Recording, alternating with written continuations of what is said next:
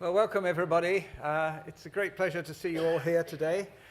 This is our 13th annual NBN Conference, and it seems to be as well attended as it has been over the past few years. I think at the latest count we were just short of 170 people this year. I think we've got a very interesting day ahead of us.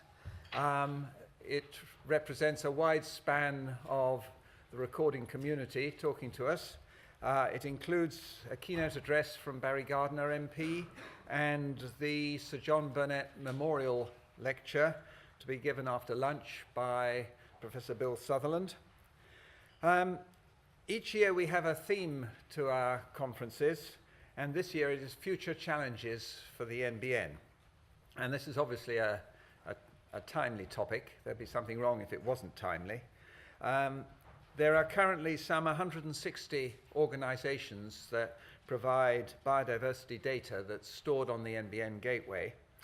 And the grand total of all this is now that we're just a little bit shy of 100 million species records that are on the gateway. And that's an impressive number, but of course it's not an end in itself, just having it there.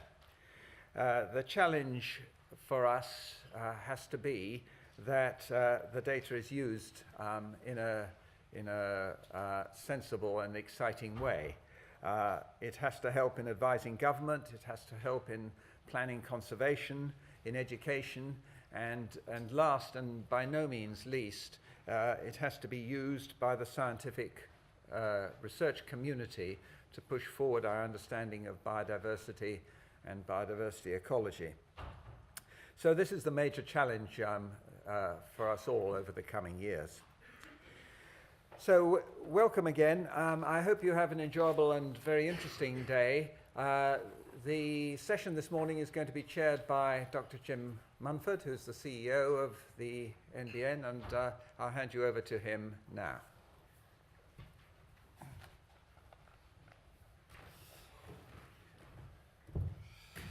I have to start by, well, first of all, welcoming you all, and secondly, to ask any of you with mobile phones to make sure they're in silent or turned off. And second thing is, if a fire bell goes, then it means it, but we would be escorted from the building and taken to the assembly point, which is at the top of Duke of York steps. Could I also make a quick ask, actually, to all the speakers, if when they finish their presentations, if they could stay at the lectern to take questions. Reason being, you're all being videoed, and it's better if they stay here in terms of the video, the end video. Right, without further ado, let me introduce Barry Gardiner, who's the Shadow Environment Minister, and also chairman of the All-Party Parliamentary Group for Biodiversity, very significant figure and very well informed. Barry, the stage is yours.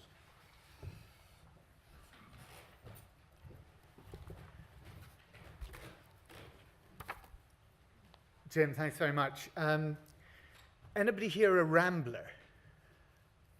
1, 2, 3, 4. Oh, a few more. Okay, good. I only finished writing this at about 4 o'clock this morning, so I may be a bit of a rambler as well. I'm going to try and stick to time so that we can have the opportunity for questions. Look, every society is defined by two things: by what it creates and by what it refuses to destroy. And the only thing that sets us apart from our natural environment is our ability to reflect upon our own place within it. But for all our cleverness, we remain dependent upon the extraordinary bounty that nature provides: the food and water that sustain us, the air that we breathe, the raw materials that we use as fuel and clothing or to construct our homes. And these are just the most obvious of nature's benefits. Equally important are the processes and services that purify our water, break down our waste, pollinate our crops, and provide us with recreation and aesthetic or spiritual fulfillment. We have the right to use and enjoy the benefits of this natural capital, but this right gives us no license to prevent our children from exercising a similar and equal use and enjoyment in the future. And it's therefore the responsibility of government to be good stewards of the present, but even better guardians of the future. Yet the facts show how far Britain is from being good stewards. Our native flora and fauna has been in decline for over 50 years. Agricultural intensification in the 1970s is often pointed to as the key turning point. But the truth is that the UK's shift from a pastoral society into the melting pot of the world's first industrial revolution that Danny Boyle portrayed in the opening minutes of the 2012 Olympics brought about a 200-year decline in our nation's biodiversity. And in that time, almost 500 species of plant and animal have been lost from our shores. We need a radically different approach, not just to halt, but to reverse that decline. And one of the great advances in these 2 centuries is the progress that we've made in classical economics. When Adam Smith wrote Wealth of Nations, or even when Karl Marx wrote Das Kapital, they understood capital to mean simply plant, machinery, and money. But we've come to understand that there is such a thing as human and social and intellectual capital. We've come to realize that a well-functioning judicial system or an excellent education system are just as much a part of the wealth of our nation as its roads, its ports, and its factories. The irony is that economists and economies have not yet caught up with the most important capital of all, natural capital. Virtually every other form of capital is derived in some way from it. We can define the benefits that accrue to human society from the different species of life that inhabit the natural world. And let me give you an example. In 2006, when I was Minister for Biodiversity, I put £6 million into my budget submission for research into fungal diseases in honeybees. When it came to agreeing my budget with the Treasury, they of course thought I was quite clinically insane.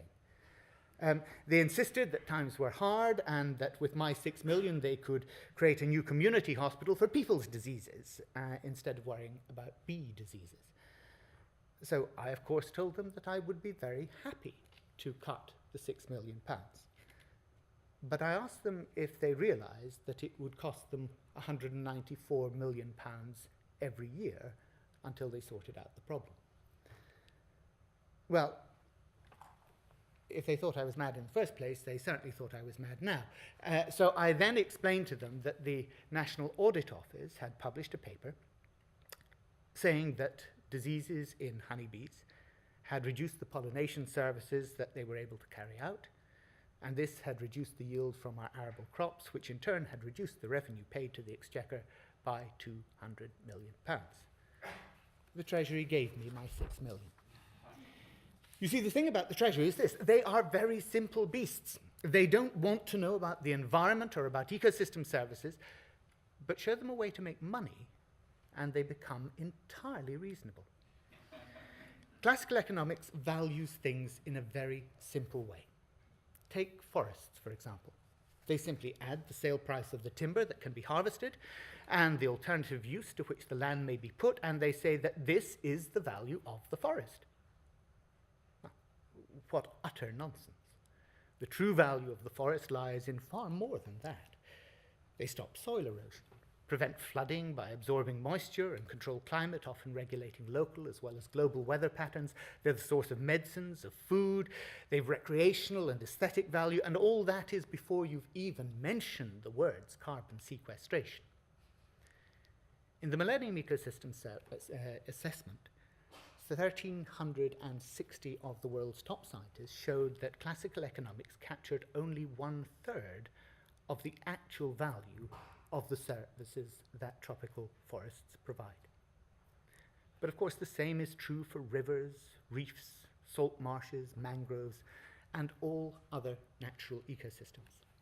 We fail to factor in their actual economic value to our policies and decision-making But because most of the other services that they provide are not bought or sold in markets, they are normally not taken into account. So the forests, the reefs, the rivers are lost, degraded. And another important consideration here is that those wider benefits, although immensely valuable, do not accrue to an individual property owner. The benefits are experienced by a community at large. They're regarded as free goods by the wider economy and the wider community. And in classical economics, such free goods are called externalities. But because they are not directly captured by the landowner, they do not feature in that landowner's decisions of how or whether to manage or dispose of their property. We use nature because it's valuable, but we abuse nature because it's free. Now, politicians often say things that sound clever but are actually very stupid. I want to say something that sounds stupid but I think is actually very clever. A country may experience economic growth whilst becoming poorer. I'll say it again. A country may experience economic growth whilst becoming poorer. Again, an example may be helpful. A government can sell a large timber concession to a logging company. They will achieve for that land only the classical measure of value for the logs or fuel wood, plus any alternative land use. The logging company may not even cut the logs into timber in the country itself. Instead, it may export them to another country where it has a production factory. Now, it's important to note in this example that nobody's done anything wrong. We're not talking about illegal logging here, although goodness knows there's enough of that. The government have increased their export sales by the value of the logs and have seen a corresponding rise in the GDP of their country. The logging company has paid the market price for its logging concession and made a rational business decision about where best to conduct its business. The neighbouring country happily welcomed the jobs and economic growth that comes from the re-export of those logs as much more valuable furniture, but the original country is poor. The value of the ecosystem services that it has lost is far greater than the value to its economy of the GDP growth that it has achieved. So certainly a nation's GDP increases every time money changes hands. But a growing GDP doesn't always create wealth. Many economic activities actually deplete wealth.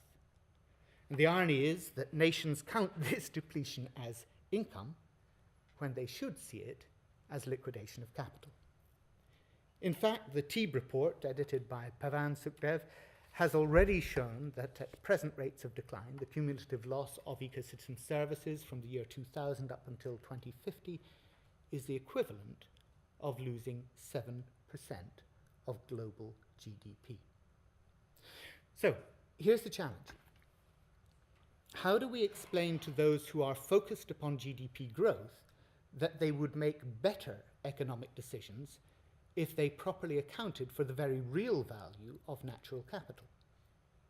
Some of our political colleagues act as if they are still living in the 19th century. They believe that economic prosperity and environmental protection are destined to be in conflict with each other, when in fact the opposite is true. In 2011, the green economy made up just 6% of the economy, but it accounted for 30% of all growth in the economy. Now, the economic right fall into the trap of thinking that the environment is the enemy of growth. It's not. Their conclusion is that we must sacrifice the environment in order to achieve growth. But for those of us on the economic left, there is an equivalent trap. Some on the left actually seem to agree with those on the economic right. Their claim is simply put the other way round, that economic growth is the enemy of the environment. And their conclusion, therefore, is that we must sacrifice growth to achieve environmental protection. Both are wrong, of course. And they're wrong because they are both locked into the same language of economic growth and environmental protection. They have failed to move into the new paradigm of economic wealth and environmental sustainability. There's a reason for this. The new paradigm requires a proper understanding of the value of natural capital. And not just an understanding of it, but a proper accounting of it. Look, imagine you're a business.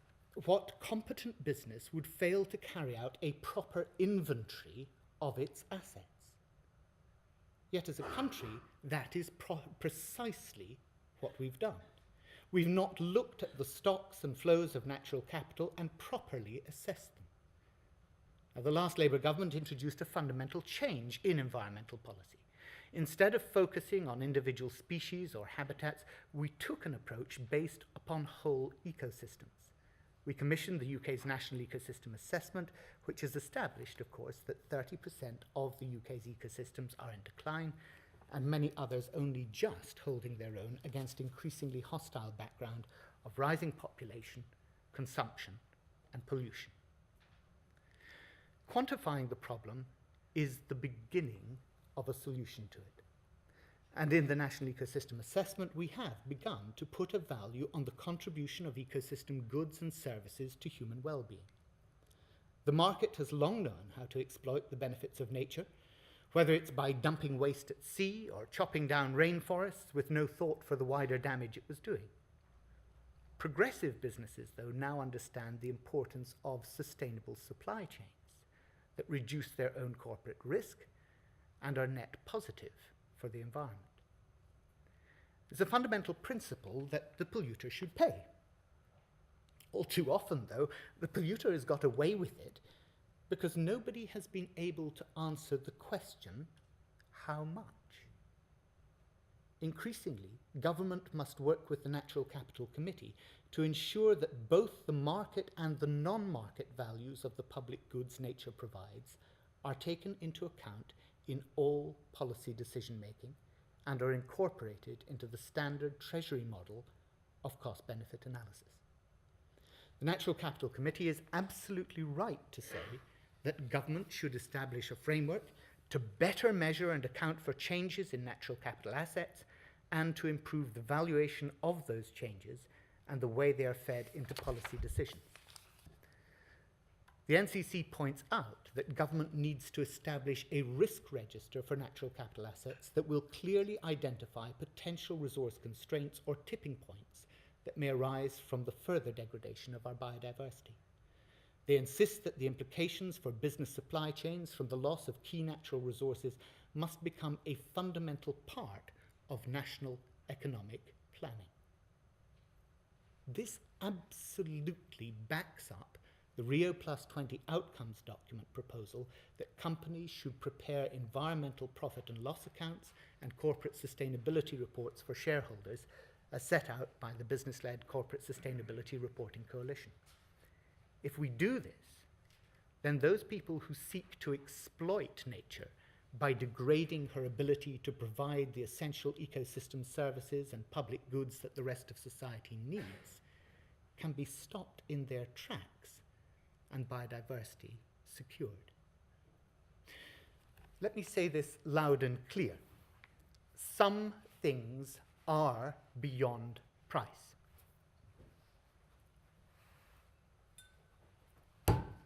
Good example of one, actually.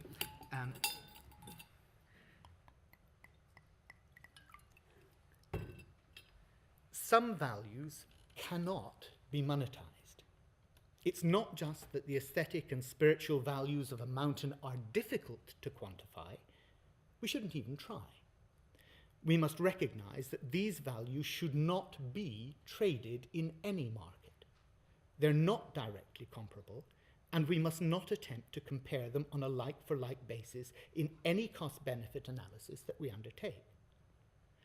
But to recognize this is not to accede to the demand from the fundamentalists of both right and left that we do not sensibly ascribe a value to the mountain for the tourism benefits that it generates or for the watershed protection services that it provides. These are real economic values, and we conduct our policy decision-making in willful and deliberate ignorance if we ignore them. This is not to commoditize nature. It's to ensure that the true value of nature is not ignored and treated as a free good by those who for decades have peddled a false theory of value that has allowed them to trash the environment with impunity. The proper valuation of our natural capital is a means to its better protection, not a tariff sheet of charges for its destruction. We should work with planning authorities to establish a new hierarchy of priorities, including new levels of protection for our historic ancient trees, woodlands and heathlands, to ensure that environmental impact assessments cease to be afterthoughts tagged on to justify commercial development proposals, and that biodiversity offsetting is used only to ensure that any grant of planning approval brings a net benefit to the environment. Jim, I'm sorry, those 3 pages on biodiversity offsetting that I told you about are going to have to go, okay? We can resume that argument later online or somewhere else, but we're never going to get finished and have time for questions otherwise.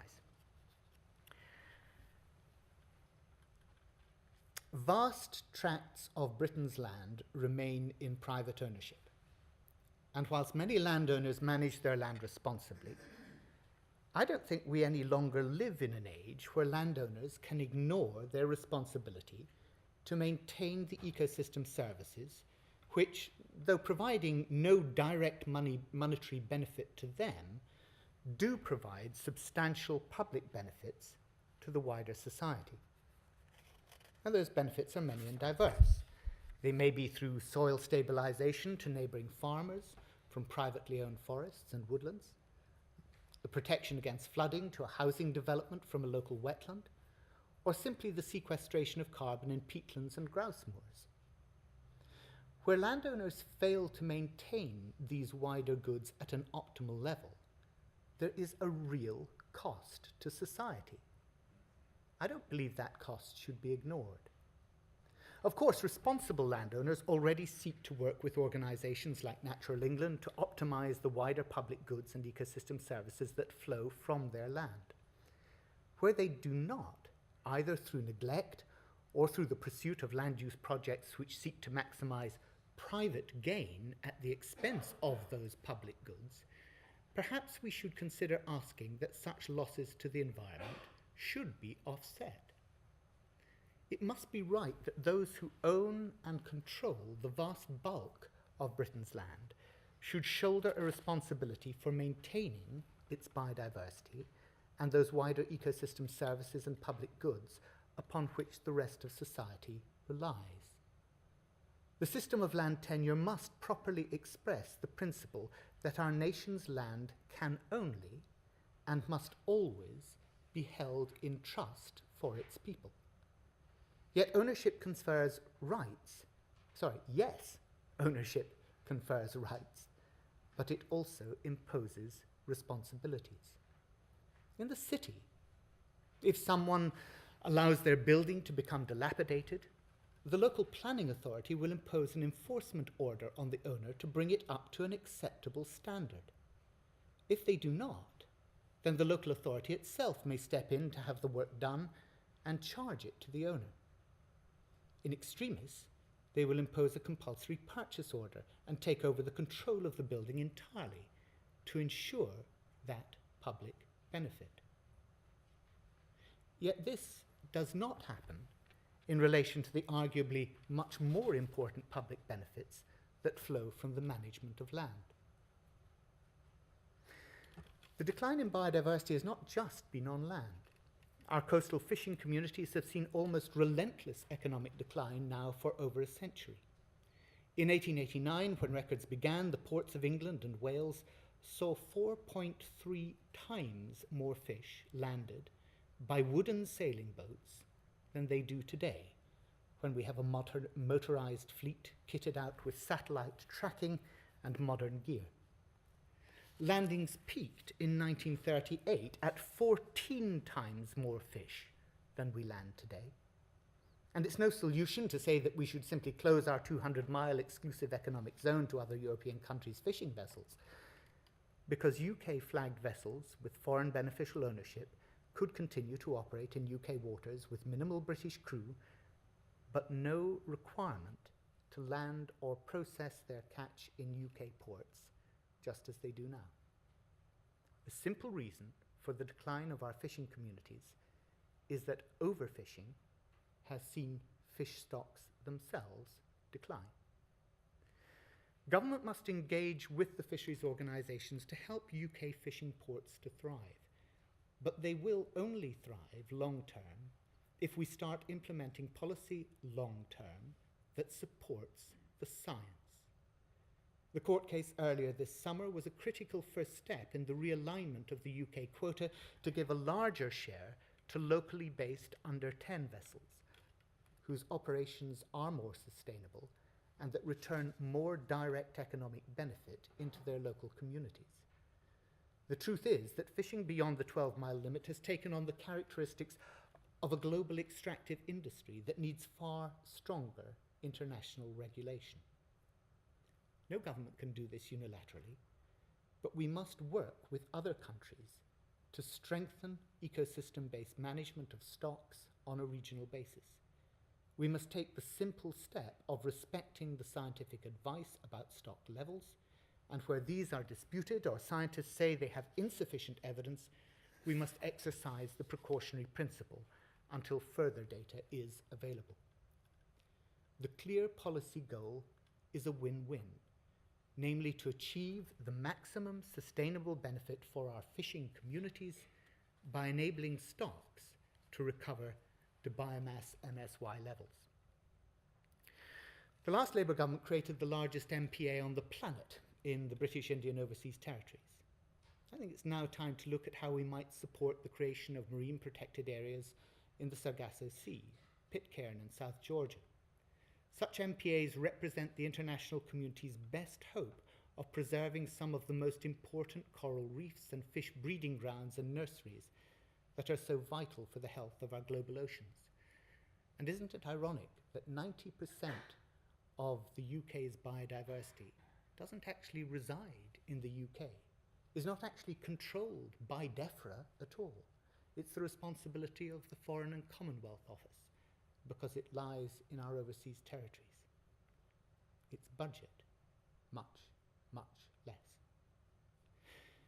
We must engage with the UN to properly regulate and enforce all economic activity on the high seas, including seabed mining, and we must work to put an end to illegal, unreported and unregulated catch by promoting internationally a port exclusion for any fishing vessel not carrying appropriate internationally agreed satellite tracking devices.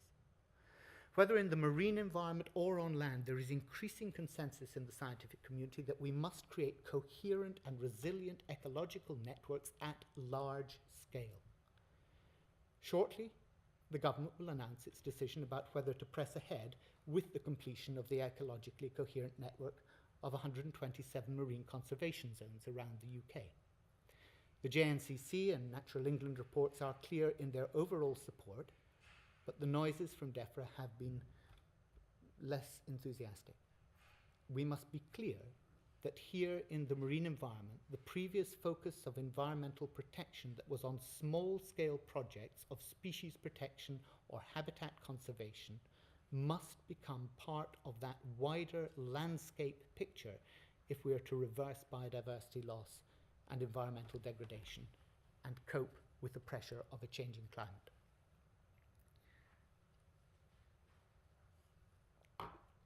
Our nation's forests and woodlands are one of the most important landscape features of our countryside. They provide habitat for innumerable species of birds, insects, and mammals. They act as corridors for wildlife migration, providing resilience against climate change. They regulate our climate and our water supply. They stabilize our soils, and they help to prevent floods.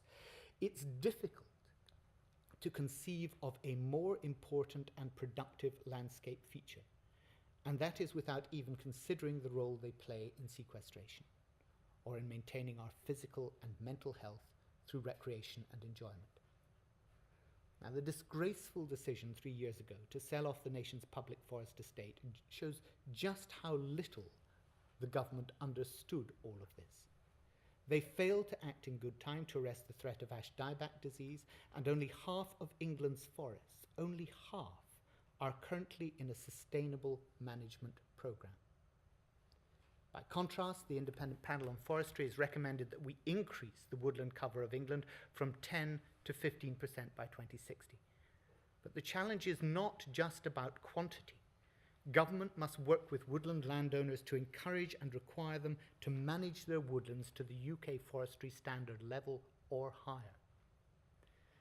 Only 20% of the UK's current timber needs are met from our domestic forestry sector. Over 7,000 jobs can be created in some of our most deprived rural areas by strengthening the wood supply chain and promoting the use of domestic grown wood. We need to revive our woodland industries and stimulate growth in this part of the economy by promoting wood as a renewable, low-carbon product of preference for our buildings. This means working with building regulations officers, architects and structural engineers to maximise the use of wood in the construction industry. Against the new vectors of disease that threaten our native trees, we not only need to expand woodland and forest cover, but to do so with an appropriate species mix that will provide resilience and enable us to adapt to changes in climate. The Coalition has cut forest research at a time when more than 30 new pests and diseases are threatening our trees. Now, no government can predict the outbreak of the next major disease. But investment in forest science can ensure that our woodlands stand the best chance of thriving and maintaining their vital ecosystem services into the future. We need to expand our woodland landscape and improve the quality of its management to optimise the public benefits from our nation's forests. We will pay particular attention to our most precious and ancient woodlands and heathlands, restoring them from the depredation of plantation forestry as recommended in the Lawton Report, Making Space for Nature. Just as making space for nature is important, so too is making space for people in nature. A few years ago, we saw the planting of the new National Forest. We began planting 200 square miles of forest across a Midlands landscape that bore the scars of abandoned coal mines, to bring recreation and enjoyment to the communities that had once worked in them. We will work to enhance access to public forest estate in England. But that represents only 18% of England's woodland areas. So we must also work with landowners and forest managers to increase the availability of privately managed woodland for the quiet enjoyment of the people of this country.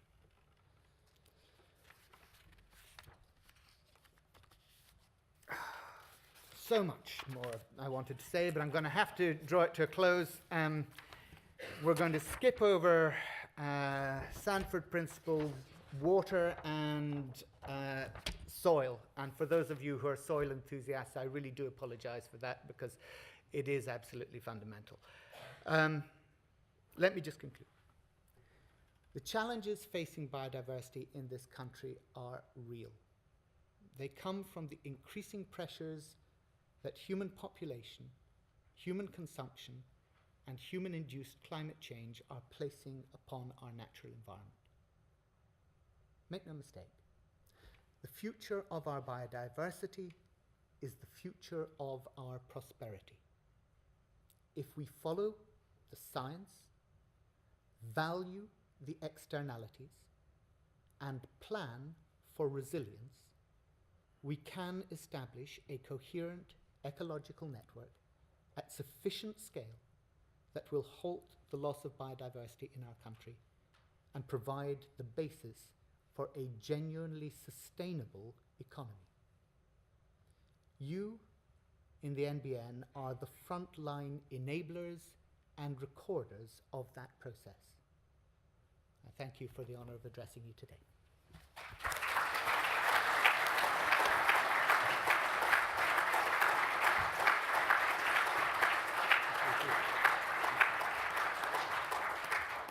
Well, that was a very thought-provoking keynote address, and with your permission, what we'll do is we'll publish all of the pages of your address, so that we'll get to hear all your words.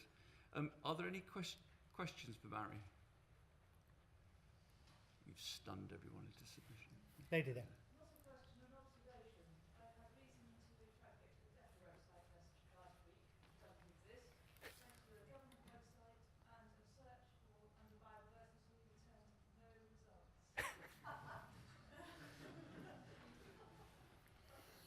Can't really say. I hope it was just down at the time. Please tell me that.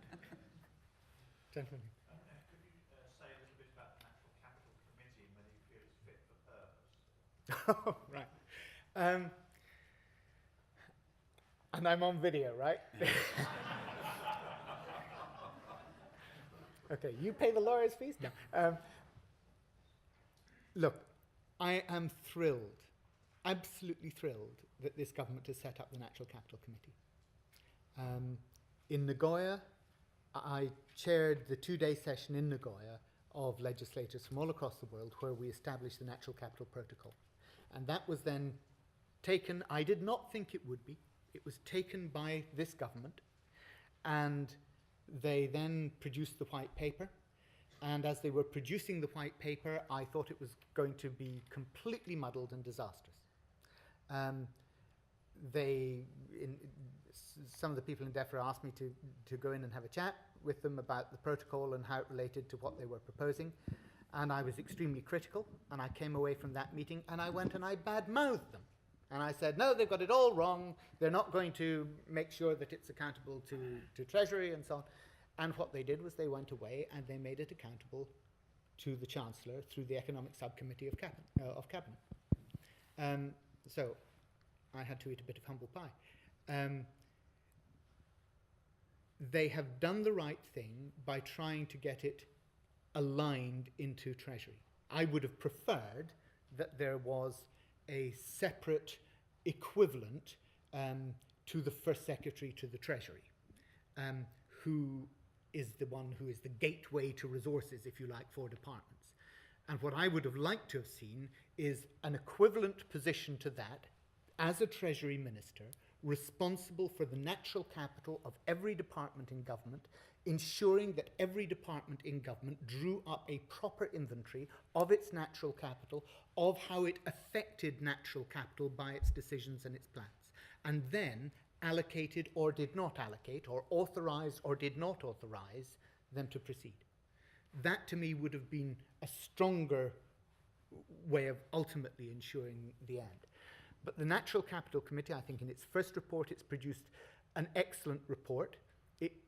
Many of us may say, well, we knew a lot of that anyway, but it was really good that they brought that together and they made some very strong recommendations. I'm hoping that their imminent next report goes further and is stronger in influencing what is happening in Treasury, and in particular the way in which this has to be joined up across government. It's only Treasury that can do that, Treasury and Cabinet Office together.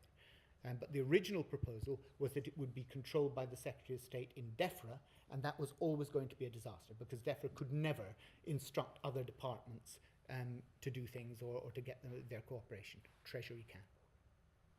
Right. Thank you for that, Murray. And we'll publish your talk in full. Thanks very much. Thank you.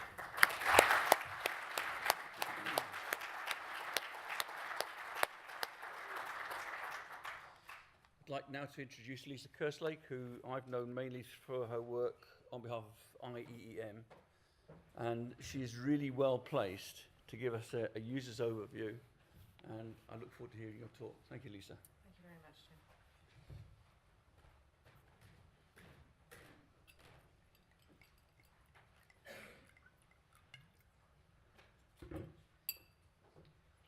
Right.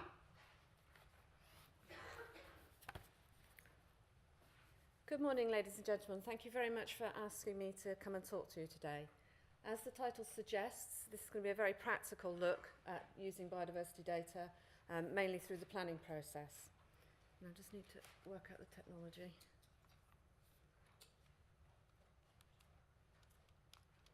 Anybody know how this works? Last look is under your notes. It's been closed.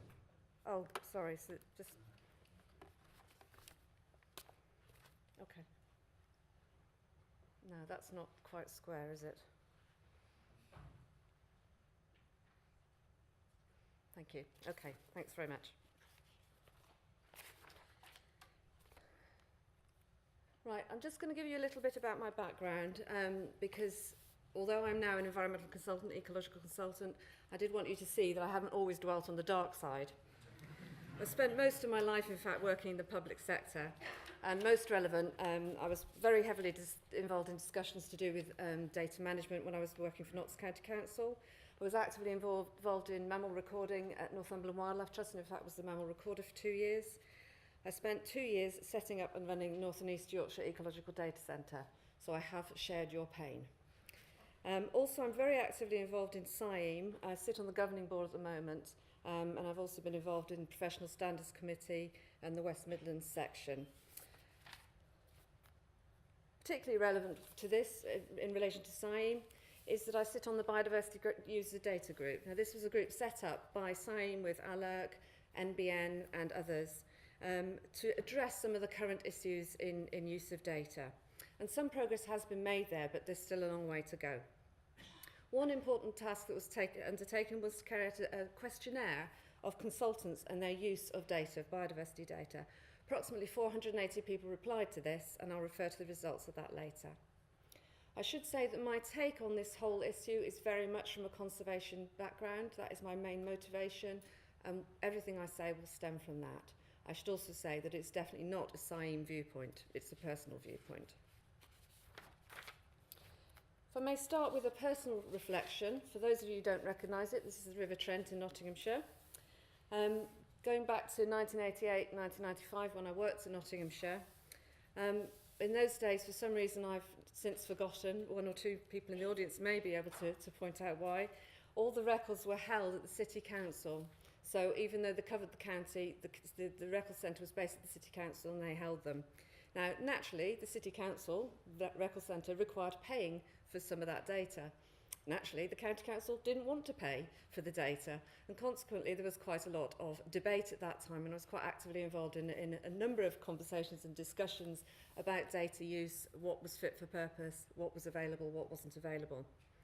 More recently, jumping forward 20-25 years, I found myself at the Biodiversity Users Data Group with my head in my hands and whimpering softly when I realised that the conversations we were having were more or less the same as the conversations we were having 20 or 25 years ago. The technology has moved on, but a lot of other things still haven't.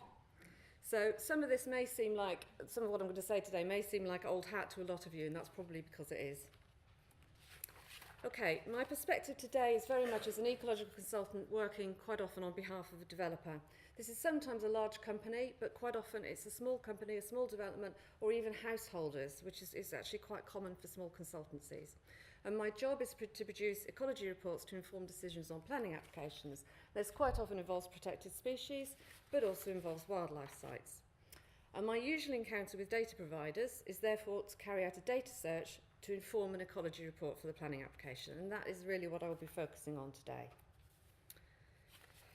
So, specifically I'm going to look at two main areas: the data supply that informs that data search, mainly from local record centres but also other providers, and also then the practice of ecological consultants, both in terms of them performing the searches and also them feeding back the data that they collect into the system.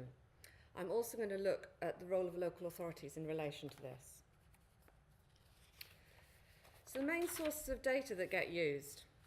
Magic. Now this is really statutory sites only, government-based website. It's useful, but it's of limited relevance to what I'm going to say today, so I'm not going to say much about that.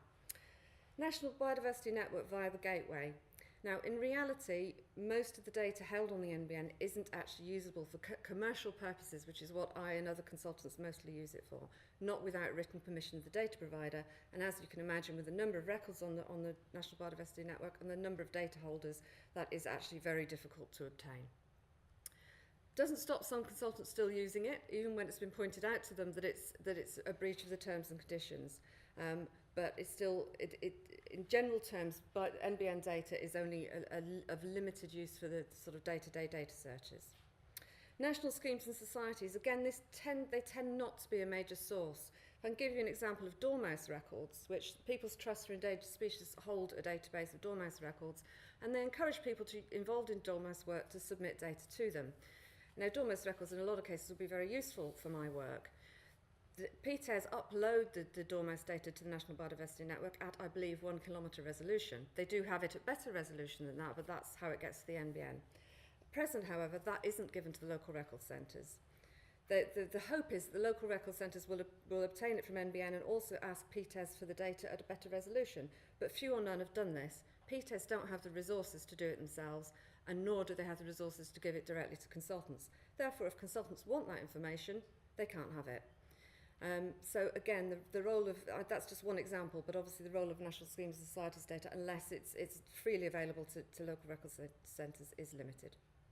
So that aside then, the main sources of data for these searches are local record centres, of which there are approximately 50 covering most but not all of the UK, and local groups, by which I mean bat, badger groups, etc., and wildlife trusts.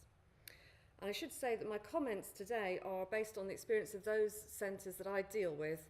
However, others in the ecological consultants community do sort of share my views. And I also realise that many of the issues that I discuss will not apply to all the data providers. It's hugely variable, and that in itself is part of the problem. Also, I can't get data for Warwickshire from Cambridgeshire. I can only get it from my local record centre. So if Cambridgeshire is brilliant and Warwickshire isn't, I'm not saying that's the case, by the way, but if that was the case, it doesn't actually help me very much. So, just briefly on the current issues and challenges, 3 main areas. The usefulness and relevance of the data that is provided to the user, the quality of the service to the user, and the threats to the service. Underlying all this are issues of consistency, proportionality, and efficiency.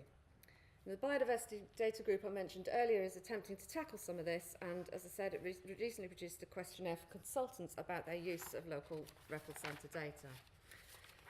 There is quite a high level of frustration amongst users of local record centres. There's been a recent thread on LinkedIn, and I received quite a few letters in response to an article I put in Science magazine, In Practice, in which I was urging consultants to share data, to which a frequent response was, why should we share the data when we don't get a good service in return? However, consultants generally are not without sympathy for local record centres. This is probably the most appropriate summary that I've come across of the view of consultants, which was on the LinkedIn thread that I mentioned earlier, which was started by someone expressing surprise that consultants don't go to local back groups to get records. The concept of local record centres is that they hold local records. An LRC search is the standard for most requirements. Whilst I have some sympathy for groups using selling data to fund conservation work, I have no sympathy for those that are surprised when we do not ask for their data. My clients have to get an LRC search, and we already lose some work to substandard local consultancies that do not buy records. Adding the additional cost of bat or badger, bird, reptile, etc. data is just not reasonable. The only option is for LRCs to hold all data. Well, that's simple then, isn't it? So, just looking at the results of the questionnaire, as I said before, a lot of the issues that we encounter are to do with inconsistency. So 79% of people who responded to the questionnaire said there was a very or quite high level of variability of the product, and 68% saying there was a very or quite variable level of the service among local record centres. I just want to pick out a few key issues in more detail. Cost is not really my main concern, although it does get picked out, and certainly in the questionnaire it was identified as the biggest single reason for non-use of local record centres. But it does become more of a problem when it's exacerbated by some of the issues I will come on to. Response time also, this is on 3 levels really: the time of response to the initial inquiry, the time to produce the data, and the availability or otherwise of an express service. 2 weeks may seem reasonable, but it can still cause quite serious issues with planning deadlines. And of course that's exacerbated if it's then taken 3 days for the individual to come back to start with to the original request before actually then providing the data. Multiple charges. This is usually going back to the issue of many local record centres do not still hold all the data in their areas through no fault of their own. And if you have to pay the record centre and then pay the back group and then pay the badger group, it does get to be quite a large amount of money in some cases. Often the client won't accept this, and arguing it's best practice cuts no ice. Unless they're forced to do it, they won't. Or you lose the work to somebody who's prepared to skip the data search, and obviously that means then you're punished, if you like, for trying to follow good practice. Cross-boundary searches, again, this adds to the cost, particularly where it's particularly complicated as well, where you have a different policy on nil result searches. So if one local authority or one local record centre doesn't charge for no records and the adjoining one does, and you're trying to do a cross-boundary search, it does get quite complicated, and you get pushed from pillar to post trying to decide who's best to deal with it. And obviously there are extreme cases where both cross-boundary searches and multiple charges coincide, and you end up with 4 or 5 separate payments across two local record centre areas. Nil result searches I've mentioned. Again, I know that the charge we pay is for the time taken to extract the data and not the data itself. I do fully appreciate that, but it is difficult when the client has paid for no records and then is told that, well, no records doesn't actually mean there's no species present, when they start to ask you, well, what's the point doing it in the first place? This should really say service level agreements and incentives. Where consultants are frequent users of data centres or routinely supply data, there's often no benefit to them for doing this. Most of the data centres that I deal with have no option of actually, giving you some benefit or setting up a service level agreement with you. And that's obviously not good for either the consultant or necessarily the data centre. Quality and relevance of data. There's several elements to this. First is the tendency to send pages and pages of uninterpreted data, which is a lot to deal with. Second is the quality of some data. For example, a record which just says bat. I imagine that every square metre of the country has had a bat flying over it at some point in its life, and so that's not terribly useful. And then there's the issue of paying to get your own data. A lot of consultants, myself included, have paid the fees only to find that the entire record set that gets sent back to them is their own data, which they've just paid 80 quid for. When I actually pointed this out to my local record centre, what they did then was the next data search they did for me, they removed all my records from it, which wasn't the point either. Related to this, we do need a cut-off point of when a data search is required, or at least some specific targeting of data for smaller jobs. With very few exceptions, I do data searches as a matter of course, as I try to follow best practice, but there are occasions when it's actually quite hard to justify. If there was a national lead on this, I think it would be very, very helpful. Finally, terms and conditions are very variable, particularly in terms of reproduction of data and confidentiality, varies from record centre to record centre. For example, the record centre I use most frequently says the badger data is confidential, which is totally fine, but then they mark them on the map they send you, so you can't then use the map. So, it's slightly strange, really. If you add all these together, there's obviously quite a significant problem there. And I do apologise if this seems like a litany of criticisms, but we must always relate this back to nature conservation, which is hopefully what we're all here for. I know nature conservation is a bit of an old-fashioned term, but I'm old, so you have to just deal with that. And we do lose sight of that sometimes. It's essential, obviously, that planning applications are properly scrutinised, and a proper data search is a very important part of that. But conservation is dependent on goodwill, and particularly with these smaller scale schemes, adding unnecessary, disproportionate, very costly obstacles in the system does not serve conservation very well at all. For example, this is a job I dealt with recently. Was a young couple with an expanding family trying to get an extension done. This one involved the removal of the conservatory and a very, very small incursion into the loft void, for which the local authority required them to have a bat survey. Now, the data search for a job like this might form 15, 20, 25% of the total cost, which for a householder is actually quite significant. Secondly, and possibly more importantly, in reality, in a job like this, the only data that's actually going to be of any use is if there's records for that house, or possibly the two either side. But the wider search really is not going to help you very much in that case. Some local record centres are attempting an approach to improve this, but I think something more coordinated is needed. Just briefly, local record centres, as we all know, are also under threat. Some have closed. Although most of this is a response to budget cuts for political and economic reasons, I do feel strongly that given some of the issues I've outlined today, Many local record centres aren't actually helping their own case, and change is needed if they are to survive. Just going to move on now to ecological consultants and data. Several problems in relation to typical practices of ecological consultants, some of which I've already touched on. The first is a lack of a proper or any data search in the first place, taking account of the local situation. For example, in the southwest, making you should do a 4-kilometre search because there may be horseshoe bats. This is getting better, particularly since the advent of the preliminary ecological appraisal guidance produced by Cham, and mostly applies to small developments, whereas previously mentioned a full data search may be disproportionate, but it does still happen. Secondly, is not properly interpreting the search in relation to the site, and I have in times of where time is tight been guilty of this myself.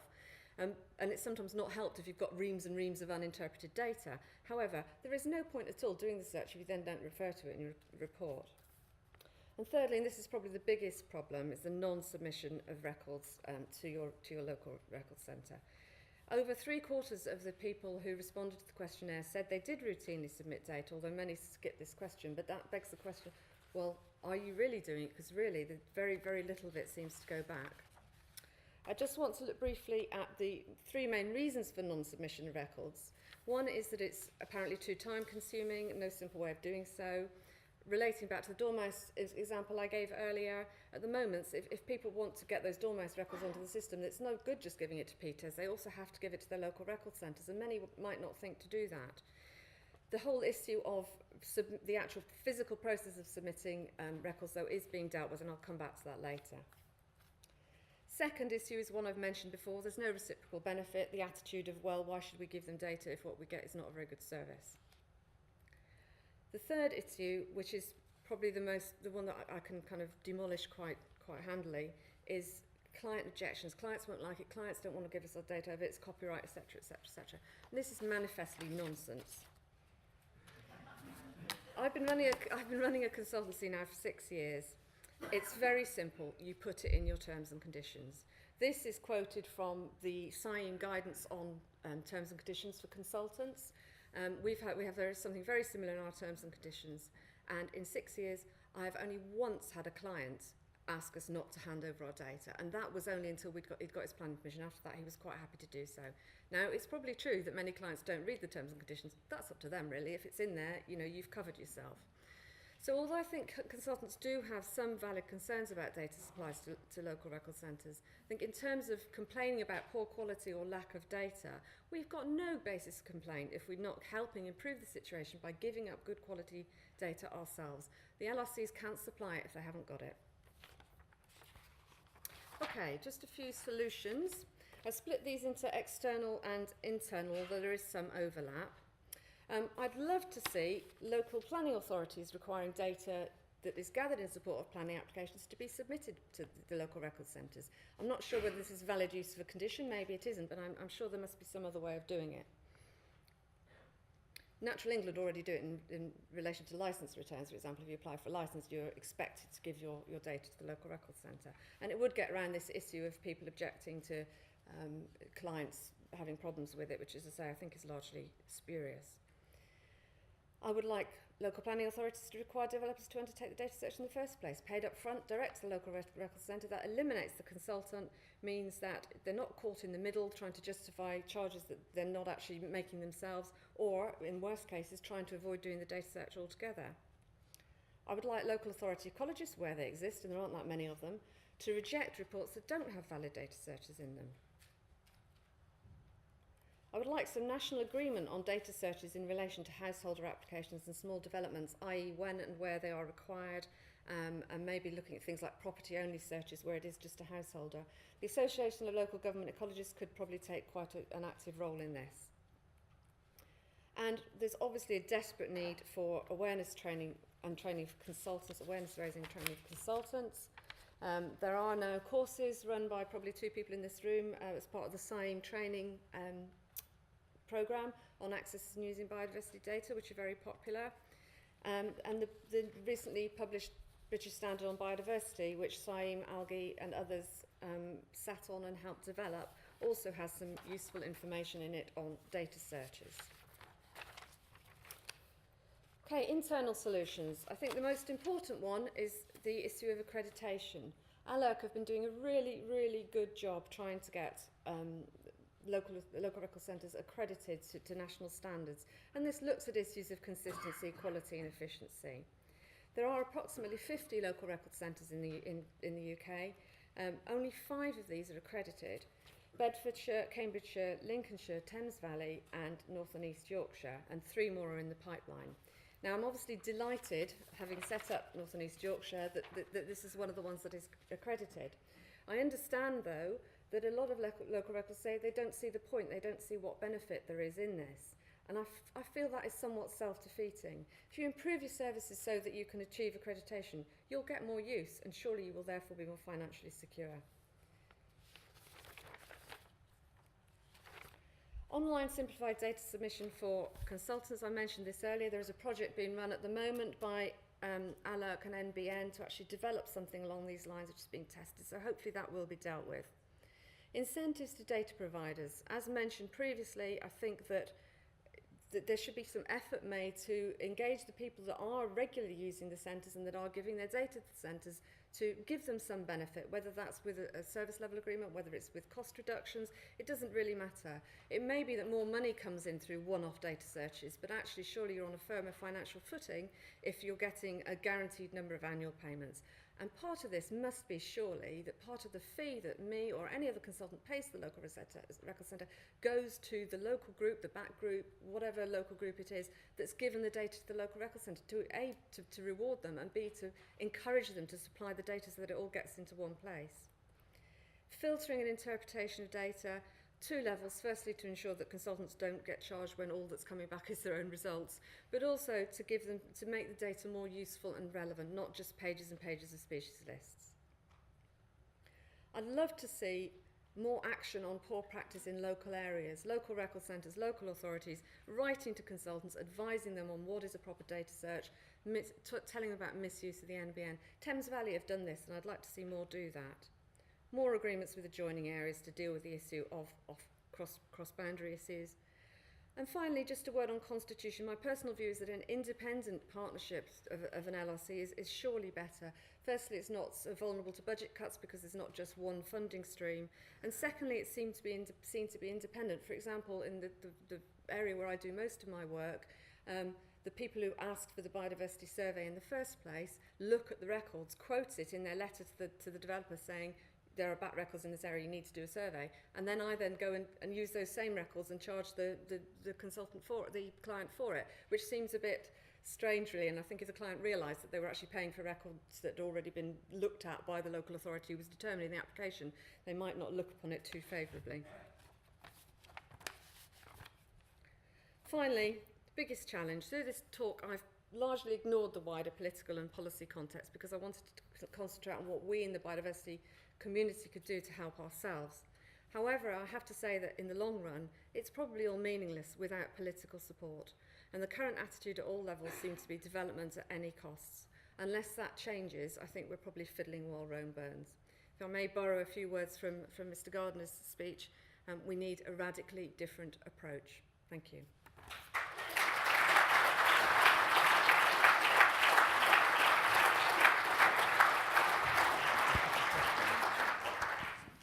Do we have any questions for Lisa?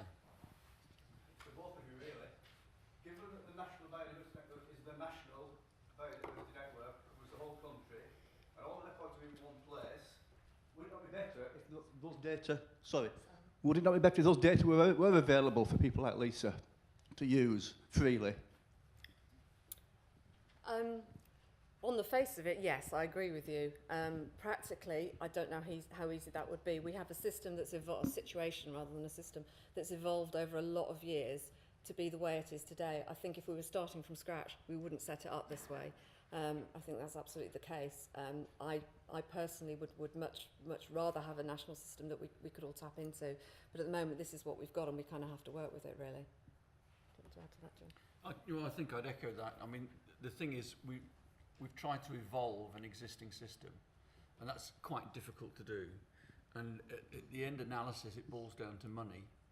It boils down to an assessment of the roles of the different people, institutions within an overall national biodiversity network. I keep referring back to the old CCBR report in 1995, and that offered an holistic view of what the NBN could be, and we're still a long way short of that, a long way short of it. We tend to focus on the immediate rather than strategic, and there are good reasons for that, because most people are worried about their own particular futures, how to fund their futures and their careers and so on and so forth.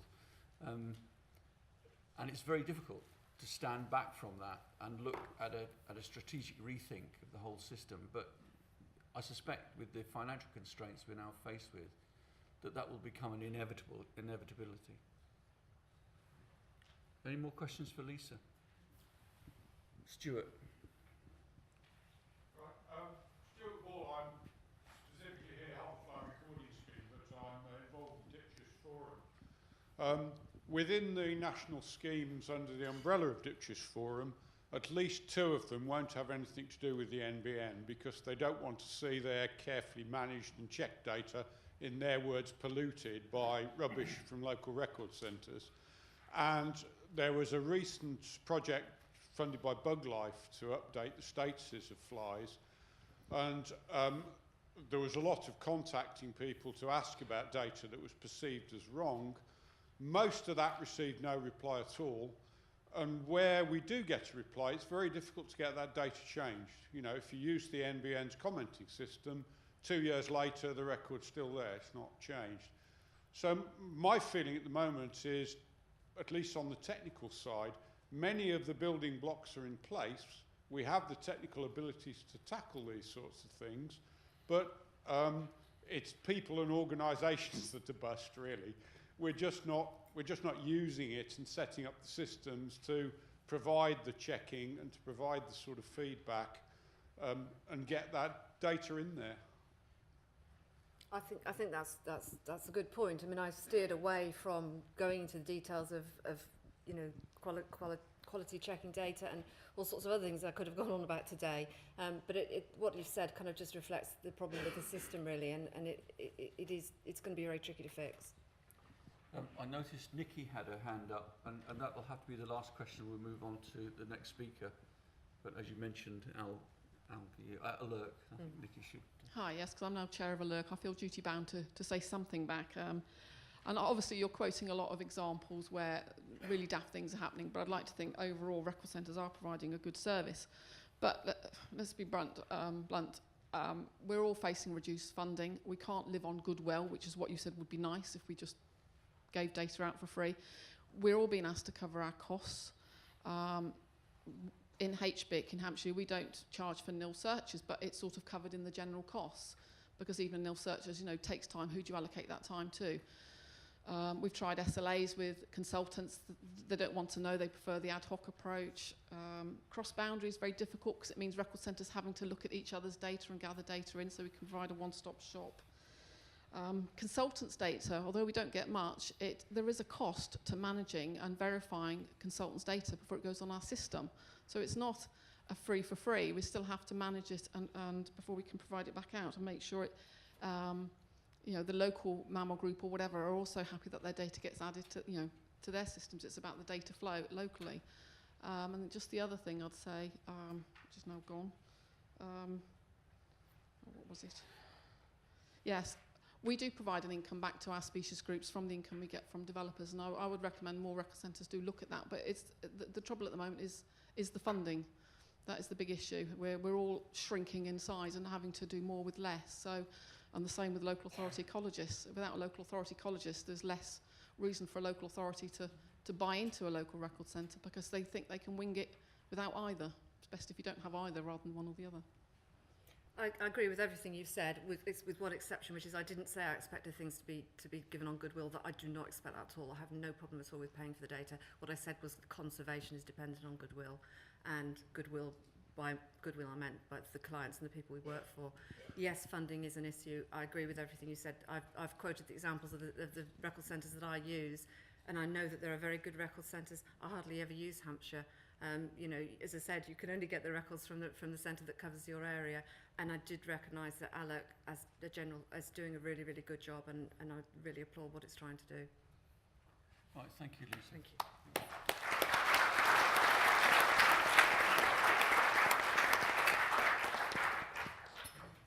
Our next speaker, Richard Fox, will be well known to many of you, and he's going to talk about the research application of records recording.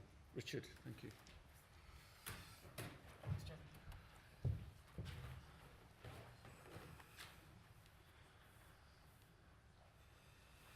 Right, thank you very much. Thanks for the invitation to speak to this illustrious audience today. I'm going to talk very briefly about the many opportunities for research use of biological records, and also to touch on a couple of constraints. I'm going to start by very briefly outlining the main distribution recording schemes run by Butterfly Conservation. I'm going to talk briefly about one of the major, very briefly in fact, about one of the major constraints, that of bias in distribution data. I'm then going to give a few examples of scientific research based on distribution data, using mainly butterfly data, and then hopefully leave time, a little bit of time at the end, to talk about another constraint which is related to the way that these data are gathered. So just quickly, where do all these distribution records come from that are in the NBN, these records that might be useful for ecological research? Well, of course, they come from us, collated and organised through local and national recording initiatives. From Butterfly Conservation's perspective, we run two major distribution recording schemes: Butterflies for the New Millennium, which is the butterfly recording scheme for Britain and Ireland, and the National Moth Recording Scheme, which covers the larger moths in the UK. These are both large schemes, they're both long-term schemes, building upon the very good work done by Biological Records Centre on these groups back in the 1970s. And although distribution recording is largely opportunistic and undirected, that doesn't mean we can't get very good coverage. So the map here just shows 5 years, recent 5 years worth of data from the Butterflies for the New Millennium data set, large number of records, and as you can see, certainly at a national scale, the 10 kilometre square scale, extremely good coverage. That, of course, is thanks to a large, very dedicated, enthusiastic recording community. Some parts of the country are also very well recorded at a finer scale.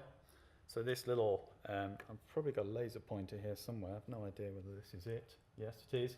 Okay, so just zooming out. So this covers, you probably can't see, but this is London over here, and it goes across to sort of Swindon over there. So it's quite a large area. And that's the same data at 2 kilometre square resolution. You can see that almost all 2 kilometre squares in that big patch have some butterfly records. And even at a 1 kilometre square scale, there's very good coverage. Now, it's not like that in all parts of Britain, but there can be very detailed, very deep data as well as broad data. Now, all these distribution data can show us how species distributions, how species are distributed, and of course how those distributions have changed. For example, at a scale of decades, we can look at how this butterfly, the comma, has increased its distribution, spread northwards. So the map there shows the distribution of the comma basically in the 1970s, and since then the comma has spread very rapidly northwards and indeed colonised the Isle of Man and moved across to start colonising into the island of Ireland as well. But we can also look at species, if it's of interest, on a much finer spatial, much finer temporal scale. In this example, in talking about days. So here's a migratory butterfly, the painted lady, and we can look at distribution records over the course of just over a week in 2009, when this butterfly was arriving into Britain from southern Europe. Now, these data are not gathered for the purposes of ecological research. We collate the records in order to assess how the fauna is faring and to target conservation efforts at those species most in need and most at risk of extinction.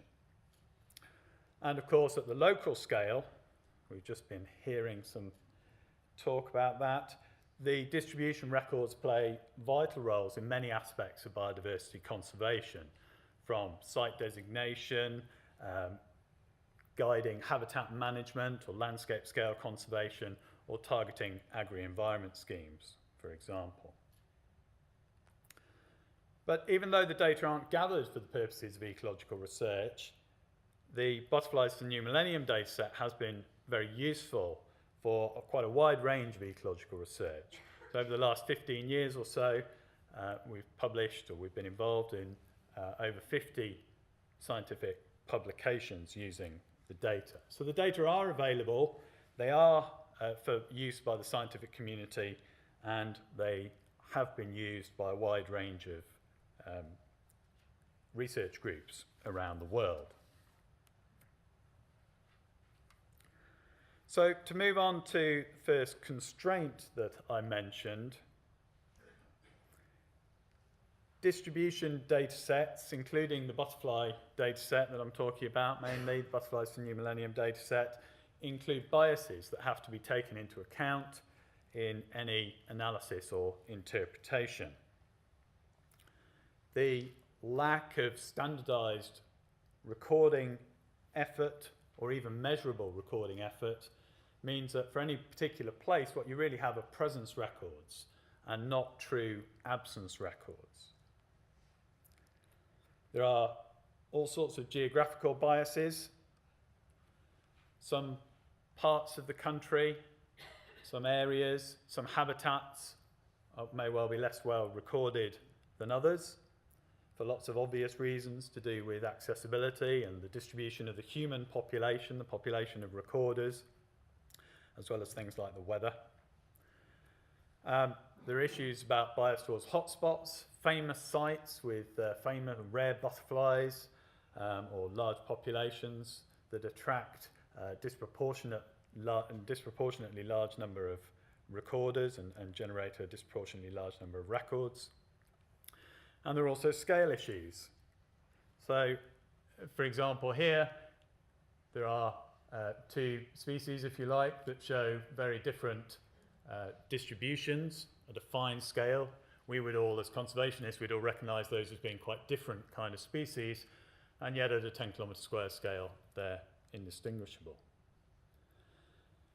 And of course, there's an extra layer, an extra complexity on top of all this complexity of bias introduced by the temporal scale. So as soon as we start looking at things over time, that adds extra complexity to all this bias.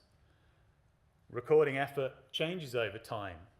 Many of us involved in national schemes will have seen recording effort increase over time.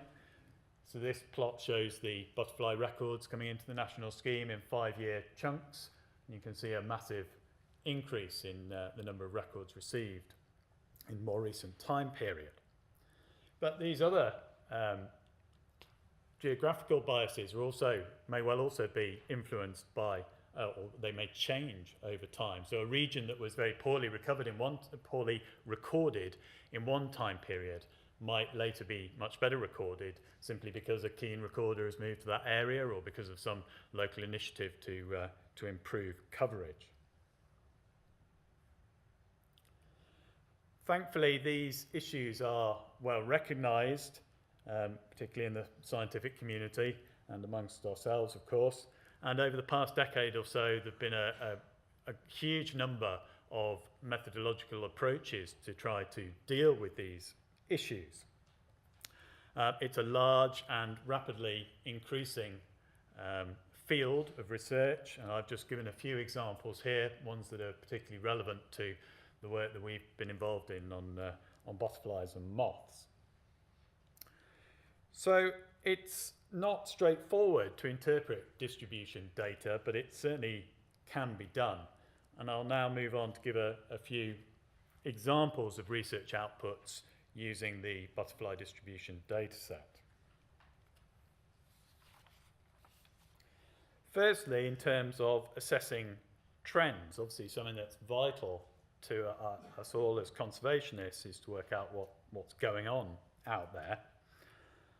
Analysis of distribution trends corrected for bias over a 25-year period showed that 72% of butterfly species had decreased in distribution in Britain.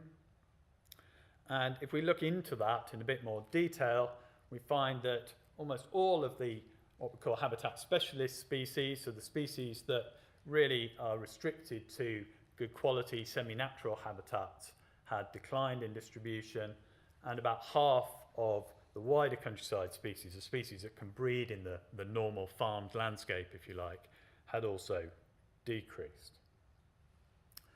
Further analysis and modelling of these trends has provided some important insights into the causes of change. And the general picture for British butterflies over recent decades is that the negative impacts of habitat destruction, deterioration of habitats, and the fragmentation of habitats, all directly as a result of human management of the landscape, have greatly outweighed what should have been generally positive impacts of climate change on our butterfly distributions. We've also been able to do some comparisons across different taxa. And in doing that, we found that butterflies, British butterflies, fared much worse over recent decades than birds or plants, vascular plants. And that's in terms of sort of average results, but also if you look at the most rapidly declining 10% of butterflies, they'd fared much worse than their equivalent birds and plants. And even the species that are doing well, if you look at the top 10% of butterflies that are doing well, the best 10% if you like, they're also not doing as well as the equivalent 10% of birds and plants. More recently, just earlier this year, there's another cross-taxa study done. This was looking at pollinators, looking at bees, hoverflies and butterflies, as well as vascular plants in 3 European countries over an 80-year time period. Don't worry about the graph, please don't try to even see that really, never mind interpret it. You can look at the paper in due course if you want to get your head around that. But the fundamental conclusions was that for most of these groups, in most of these countries, the rate of loss of species richness had slowed down in the most recent time period, since 1990. Now that was not the case for British butterflies, where the rate of loss has continued in the most recent period. Okay, might as well have a nice picture while I'm pausing for breath. The second case study relates to the use of butterfly distribution data in quantifying and understanding the our biodiversity responses to climate change.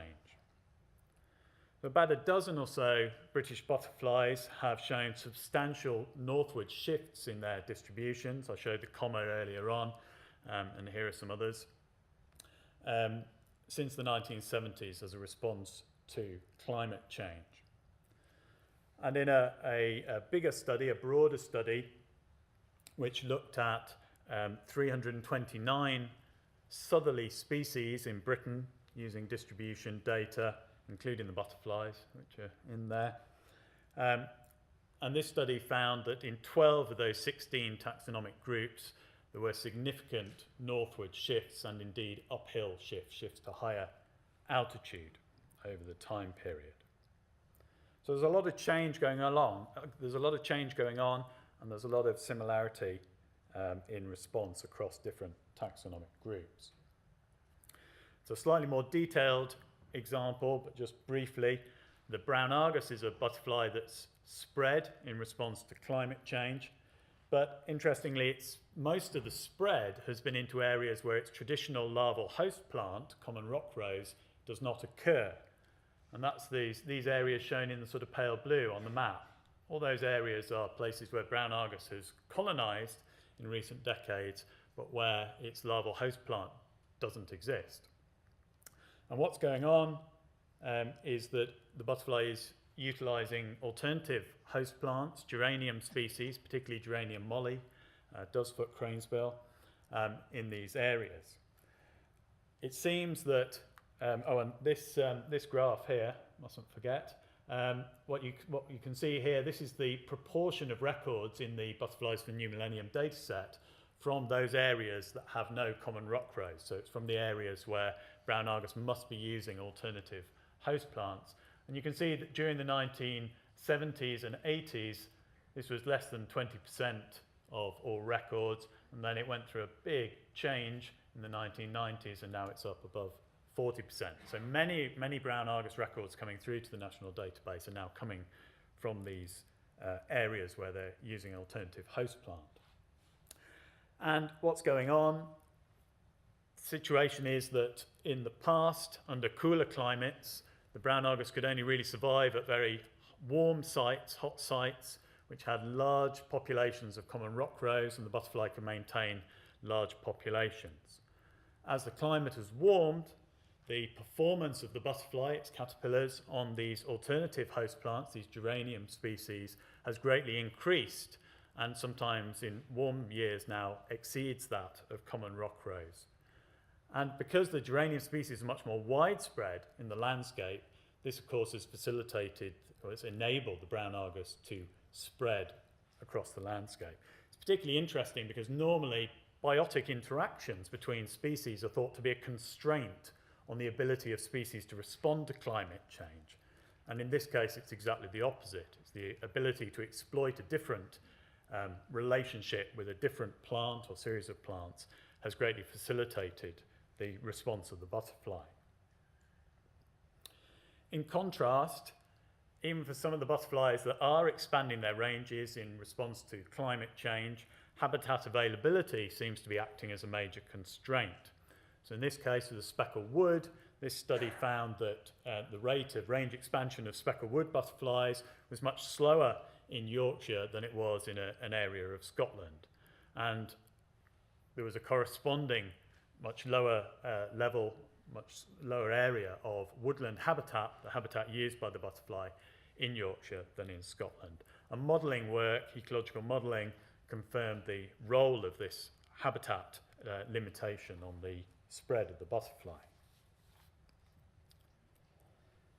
As well as looking at past changes in response to climate change, we can also use distribution data to try and predict future biodiversity responses to different climate change scenarios.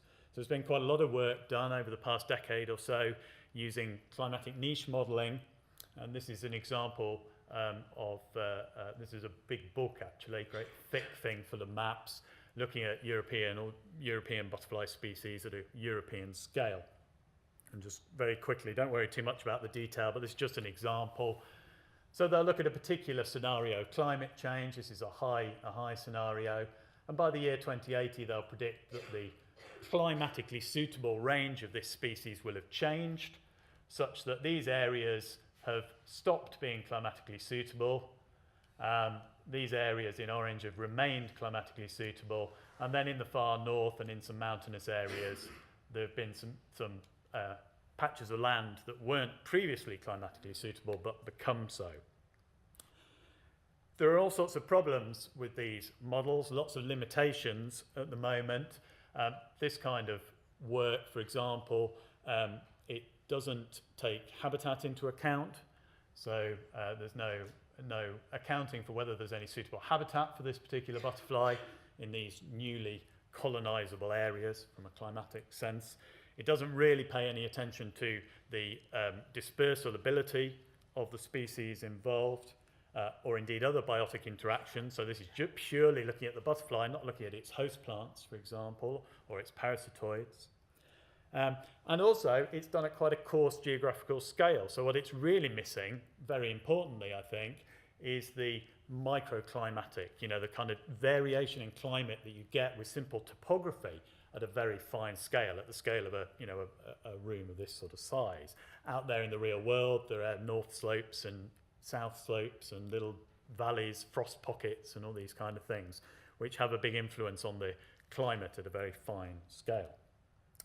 But there's work going on now, including some work using butterfly distribution data to try and bring some of these things into these models to make them more realistic predictors of the future.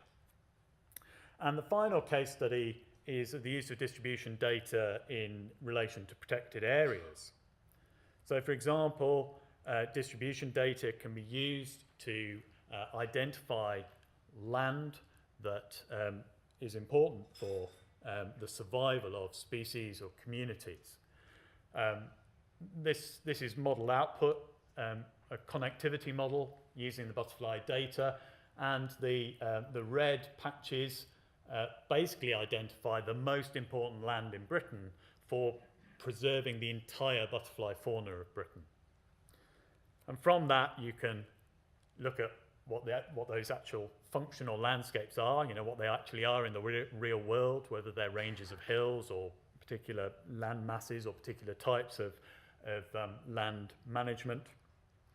And that, of course, this kind of approach can then be used for to guide designation of protected areas, or perhaps more relevantly in Britain for guiding conservation, particularly landscape scale conservation approaches. Another example is in examining the ongoing importance and the ongoing role, or otherwise, of protected areas in response to climate change. So there's been quite a vigorous debate in the scientific literature recently with provocative voices suggesting that protected areas won't have any relevance under climate change because the species and the communities that those protected areas were created to protect will have moved on or will have changed as a result of climate change.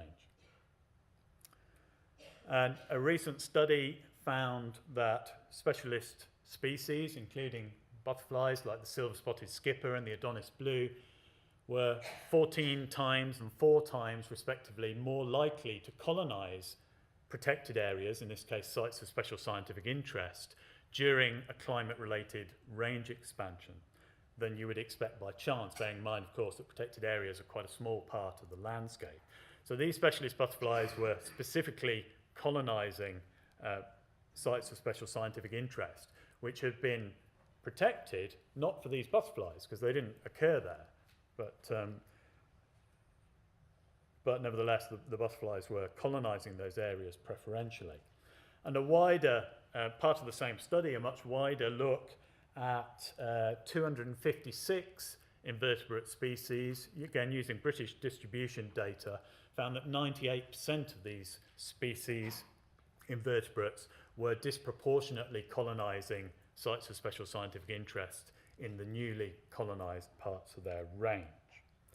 And there have been further papers published recently looking at birds and again finding good value for or importance for sites of special scientific interest, other protected areas, and there's some more work just been submitted looking at butterfly and dragonfly data, which found that many species are more abundant in protected areas as well. So there's just a few examples of research using butterfly and other taxonomic distribution data. But before I finish, I hope I've got a couple of minutes just to talk about that other constraint that I mentioned.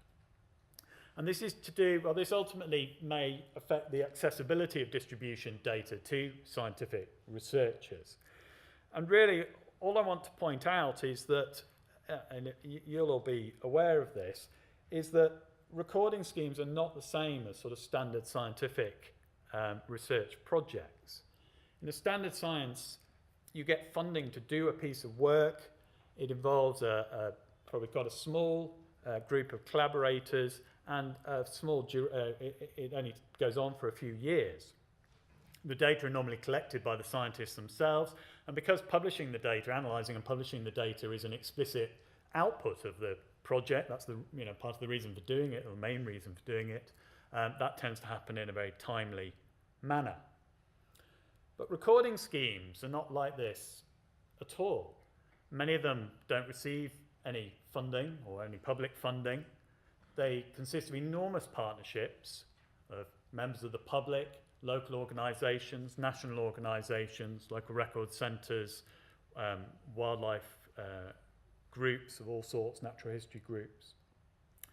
And their duration is usually long term. In fact, often it's indefinite. The data collection, rather than being done by one or two individual scientists who then, of course, own that data and the intellectual property right vested in it, the data collection is done by thousands of people, many of whom you may have very little communication with. That's vital that it works like that. Of course, we all want more recorders because that improves coverage, and it's also vital to ensure the quality of the data. So some of these members of the public, these volunteers, are doing absolutely vital roles in creating high quality data at the end of the process. And the timescales for analysis and publication may be very much longer as well. So I hope I've made clear that there are lots of ways that distribution data can be used for science. I've given you some examples. There are many others where distribution data have been used for high quality science in recent years. But there are issues, and aside from the methodological issues to do with bias, there are also these kind of human issues to be taken into account as well. So I'd just like to conclude by thanking, of course, all the recorders and other volunteers who contribute to these data sets that we collect, to all the scientific collaborators we have, and particularly the Centre for Ecology and Hydrology, and to our funders, particularly Natural England and the Red Wing Trust. And I also need to thank the people whose photographs, lovely photographs, I used. And that's it. Thank you.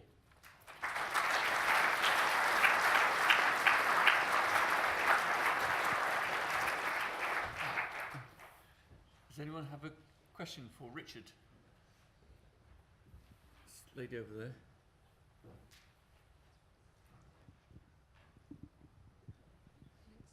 Hi, just a quick question about the actual mechanisms of recording. Do you take every record sent to you as true, or do you have a protocol by which you would then validate either visit the site or certain species would trigger a reaction? Yeah, there's lots of that goes on. So our recording schemes are operated through a sort of very traditional hierarchical model, whereby basically each county or each area of land across the whole of Britain will have an expert volunteer or group of volunteers who will undertake that kind of verification, which might be through site, might be through a visit to the site or a visit to the recorder to see a specimen or something like that. So there's a lot, and that's where these citizen scientists, these recorders, as part of the recording scheme, are so important, really, in terms of ensuring good quality data. Because obviously, any science that's done on the data relies on, as well as any conservation that's done, relies on that data being of very high quality. There was a question. Yeah. Hello, Richard. It's John Patmore. I live in Brighton, in the suburbs, which is all jolly nice and twee.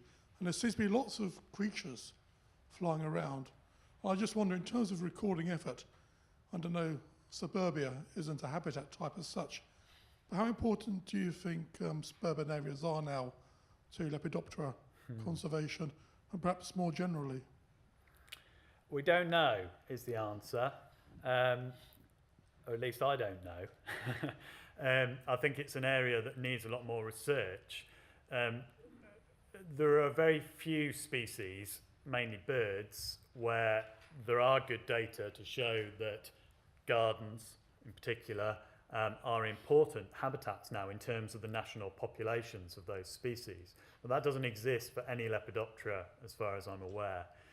It's difficult to, so it is a real research need. It's not an easy thing to look at, because you're really needing to look at the reproductive fitness of individuals in a particular habitat compared to another habitat. But the simple answer is we don't know. We don't know how important they are. They're certainly important in terms of the contact between humans and wildlife. Obviously, there's a huge importance there. But in terms of how important are gardens or suburban parks or other related habitats to local or national populations of insects, don't know. Sorry. Right. Well, Okay. thank you then, Richard. Very good. They're off.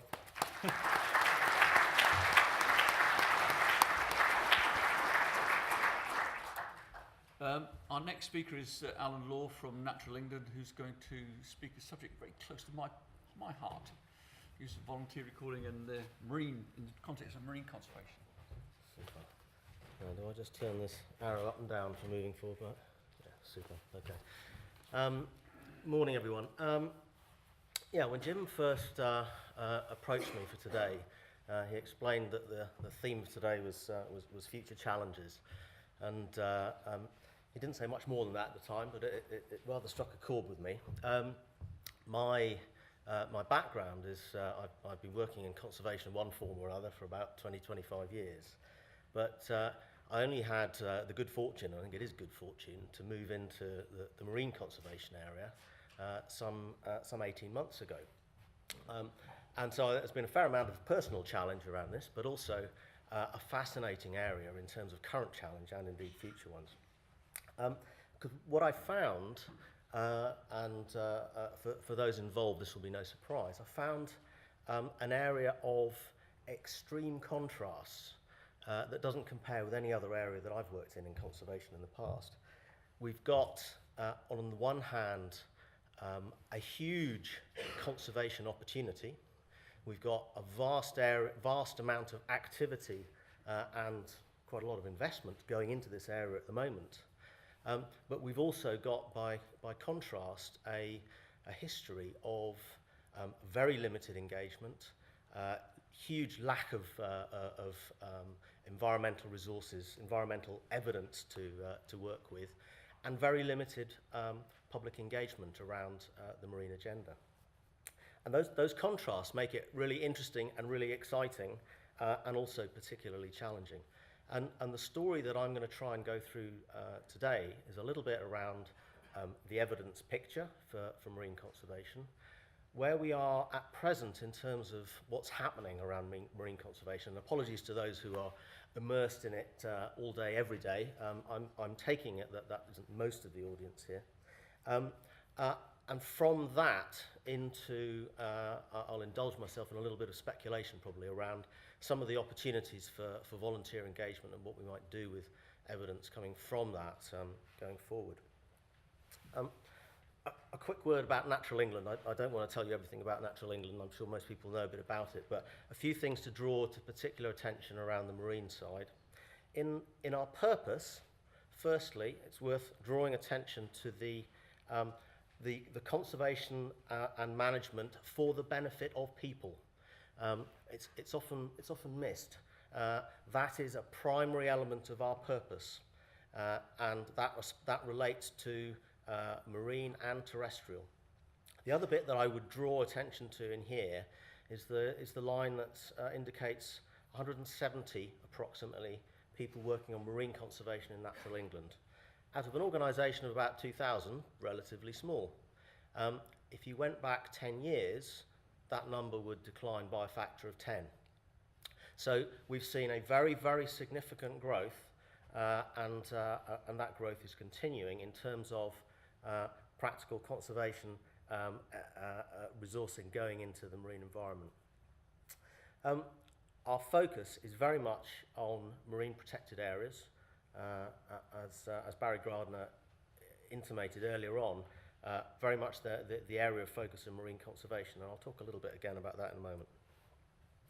So the outline of the talk, starting out with a bit about marine evidence, moving on to the MPA network, what we're doing, what we know about it, then on to evidence, and I've got a case study that we can go through to illustrate a little bit about how statutory and voluntary sectors can work together around evidence provision, and then, as I say, a bit of speculation about the future.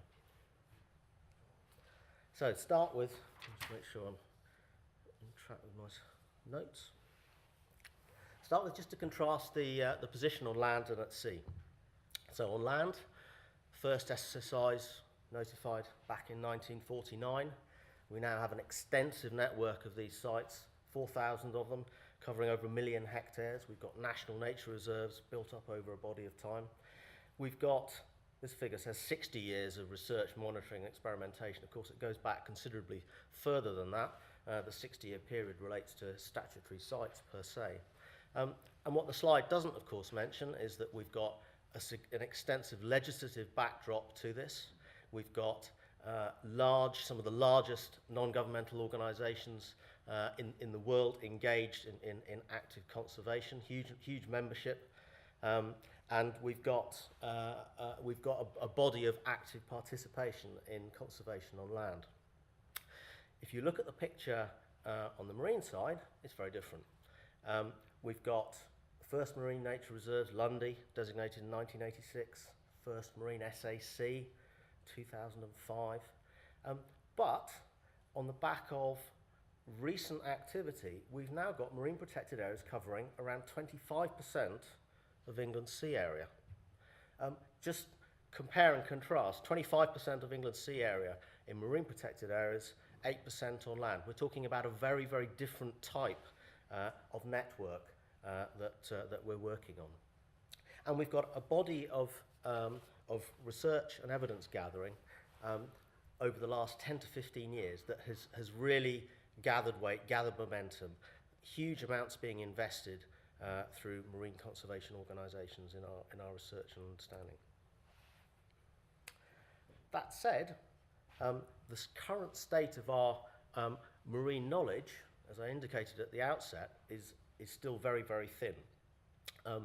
We've got a backlog to try and catch up, 40 years effectively of comparable investment on land to catch up, which we're running at very, very quickly. And we've got the complexity of trying to work in an environment that is much more difficult to actually access and do the kind of monitoring that we want. It's expensive, and there are fewer people who are currently able to actually engage with it. An illustration to my mind of where we are in relation to land is the extent to which people in marine conservation talk about features. And I've got a simple view in my mind that if you talk to someone who's interested in conservation on land, they will describe in their own terms whether they are a botanist, whether they're an ornithologist, whether they're interested in landscape. They will be able to describe the country quite readily in meaningful terms. When we talk about marine conservation, yes, there are marine biologists who will be able to describe individual habitats and species and know a great deal about them, but we tend still to talk about features and programs of features. And that to me indicates the lack of a coherent story around marine conservation and our inability to put the detailed knowledge into a local perspective. We lack information, as the slide says, on the basics of the distribution of habitats and species, what's where, and what's important in an international context. We lack evidence around the condition of marine features, and I'll continue to use that term. So what's the conservation status of certain features? We lack information at a site level about the distribution, the extent, and the condition of those features on a particular site. We don't understand particularly well at a site level how the marine environment is changing and what the effects of different activities on marine features can be. So from the top end, big picture, right the way through to the site level, we're operating in an evidence-poor environment. The core focus of UK marine conservation, and I'd contrast this with conservation on land, is through the Marine Protected Areas Network, and as evidenced by the large proportion of the seas that are being protected. On land, we have built up a program to protect the jewels in the crown, as it were, the sites of special scientific interest, but we all recognise that actually the quality of those sites will be lost over time if we do not invest on Lawton principles around them. In the marine environment, we're starting in a slightly different place. We're looking at a much larger, more extensive network of marine protected areas, with the network itself seeking to provide a high level of conservation coherence. So the starting points, we have SSSIs already in place around the coast and intertidal habitats. We've got a network of marine SACs that's pretty much entirely in place. The SBA program is still running, and we expect to see more SBAs at sea being put in place over the next 3 years. And of course, the last major block in the series are the MCZs, of which I'll talk a little bit more now. So what evidence do we need in relation to ensuring this effective conservation? As I've indicated, right from the top, we need evidence around the distribution of species. We need evidence about their status. We need evidence to identify potential sites for designation, and I'm thinking particularly about MCZs, but also to a degree SPAs here. We need to have evidence around the distribution of those features and their condition and their sensitivity within sites in order to define boundaries, to define areas within sites, and to put in place management measures to effectively protect them. We need evidence across the piece. A little slide just to indicate the starting position, at least, around the kind of evidence and the quality of evidence that's required for different types of designation. The starting principle would have been for European sites, SACs, that we have a very high bar in terms of the quality of evidence that we would seek to have in place to enable designation and then to manage operations post-designation. The starting point for marine conservation zones was that we would adopt a lower bar and that we would also include socioeconomic evidence as part of the equation. And the lower bar was designed deliberately to permit a much wider range of evidence being accessed rather than simply bespoke conservation research. And I'll just quickly run through this. People will probably be very familiar. So the process in terms of drawing together the marine conservation zones was a bottom-up one involving 4 regional pilot areas, 4 regional project areas, where stakeholders came together working with national guidance, national protocols, national data sets, and brought their local knowledge and evidence to the table to look to identify the most appropriate sites for designation as MCZs.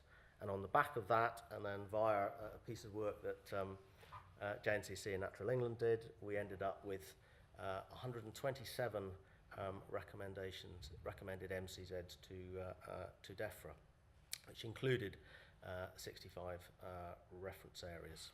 I'll just skip through this. As things stand, as Barry Gardiner indicated earlier on, we are awaiting a decision from government around the designation of the first tranche. We hope and believe it will be the first tranche of MCZs. And this picture indicates the distribution of those 31. Of the other 127, key reasons why they were not taken forward into the first tranche related to the levels of evidence that were available. There were concerns around socioeconomic implications for some sites, and in other cases, there was simply deemed to be an unsatisfactory level of evidence around the feature, its distribution, and the extent to which that feature would lead to changes in management measures. And this has been viewed as effectively moving the bar from where we originally started. And I think that's probably the case, and it's probably quite understandable as well. If you were an individual whose livelihood depended on the evidence relating to the designation of a certain area of land or a certain area of sea, you would want to be satisfied that the evidence that was in place was robust and justified decisions that were taken, and that's clearly where we are at present. So a summary of the data issues. Sites have been designated on the basis of, sites have been identified initially on the basis of the best available evidence, but in many cases in practice, when it comes to decision making, the view has been actually we need a more compelling evidence base in order to make fundamental decisions. And part of the picture has been the challenge around integrating different types of data from different sources to give a clear picture about habitat and species, features, presence, and extent. If I move on a bit, I will come back to some of these things. If I move on a bit to potential for volunteer engagement. The first thing I should say is we, in the same way as on land, we should recognise at the outset the significant debt we are in to the amount of evidence that we do have from volunteers in the first place. We would be in a considerably poorer place at sea without it. There is scope for volunteer engagement around marine conservation, but it is more challenging. There's significant opportunities from the coast, from the shoreline, which do not require complex kit and do not require particularly high levels of training, can be relatively simply undertaken with expert QA in the background. But when we then get offshore, when we then get into the territory of diving or using complex IT, then things become more costly and more complicated and less accessible for amateurs. And I should have said this right at the outset. There has been a conservation debate over the years around whether you conserve at the outset and then you seek to bring people in and engage, or whether you seek to engage people in the outset and thereby conserve. And the reason I drew your attention to the line in Natural England's purpose at the outset is very much that is where the organisation is seeking to position itself, to seek to try and engage people and thereby effect conservation. So we have a challenge here around what is currently quite an inaccessible environment for people to engage with in terms of conservation. And we have a need to try and make that accessible, make that relevant, enable them to become part of the conservation process. A couple of examples then on land. So shore-based opportunities for engagement. First one here, the Shore Thing, coordinated by Marlin, the Marine Life Information Network, which involves schools and community groups collecting information on marine life from rocky shores. And we also have the Shore Search, which folk here from the Wildlife Trust will be familiar with.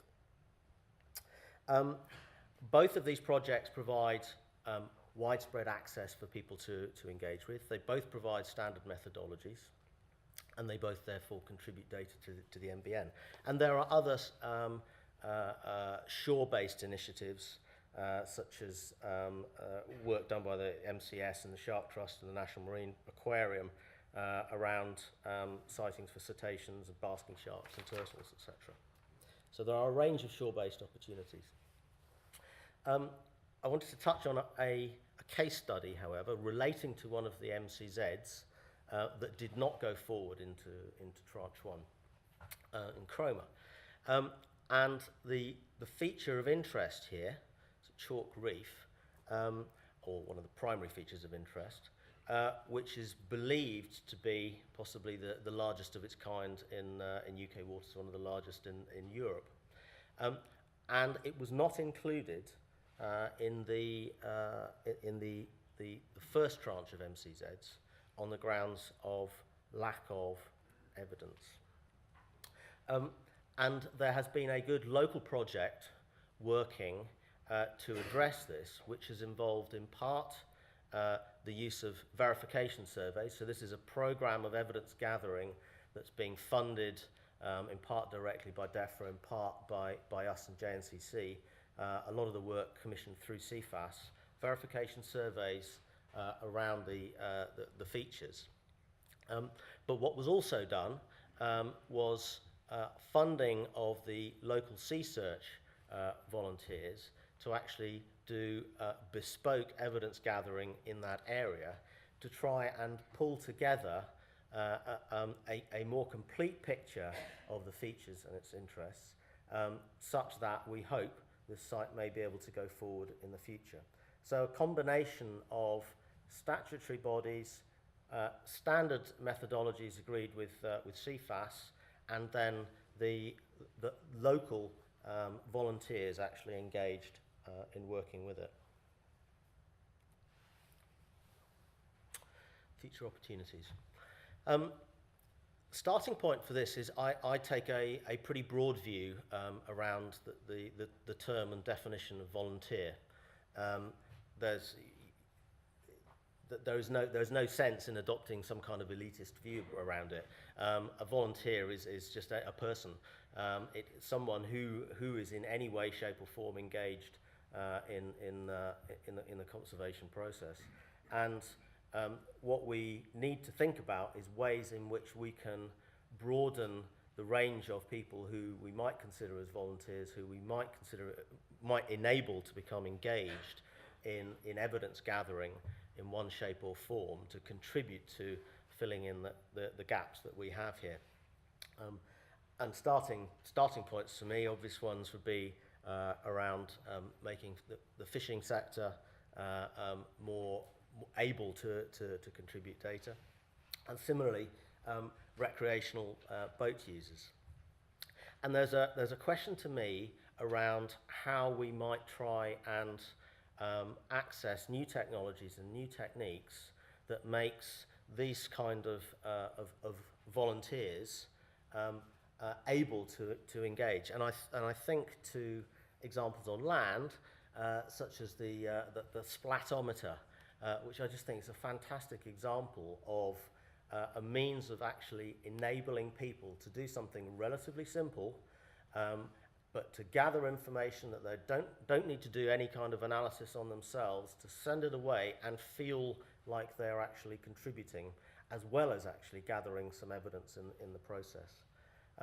And we in the conservation sector, both voluntary and statutory, need to be looking at some of these techniques and thinking about how we might make them more practical and more viable for people to engage with. So some of the ones being looked at the moment around DNA sampling techniques, whether we can actually use water samples and analysis of DNA there as a better means of actually monitoring sea biota. We need to provide,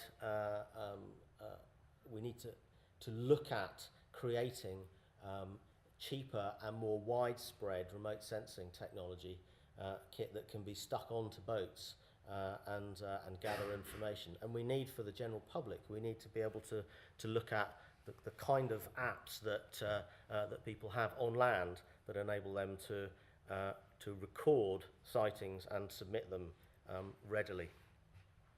So, quick summary of the two pieces here. So, the first one is our basic marine ecosystem and ecology knowledge is lagging significantly behind where we are on land. We have gaps in our knowledge all across the spectrum, from understanding where things are right through to the site-specific understanding features and their responses to to human activities. We need to recognise that our evidence base comes from variable sources, and we need to try and direct that evidence gathering in a way that's going to be appropriate. So there's no point investing in high levels of volunteer, non-standard evidence where it is going to go into a process that the bar is set at such a level that it's not usable. We need to make sure that we actually use our resources in the right way. And there is a challenge for the statutory sector and for policymakers to ensure that we don't keep raising the bar for those protected sites to such an extent that we use all of our resources developing gold-plated evidence for a very, very small part of the seabed, rather than actually getting the evidence across the wider piece. There are opportunities, I think many is perhaps overstating it, for volunteers to contribute to the marine evidence base. And there is certainly a role and scope for schools and communities to get engaged. I think the challenge, though, for us, though, is coming back to this piece about engaging people as a means to effective conservation. The challenge for us is to look at developing the tools and the systems that actually enable people who I think in this country are intrinsically interested in the sea and the environment, enabling them to do something that contributes and feel connected to the conservation agenda. Thank you.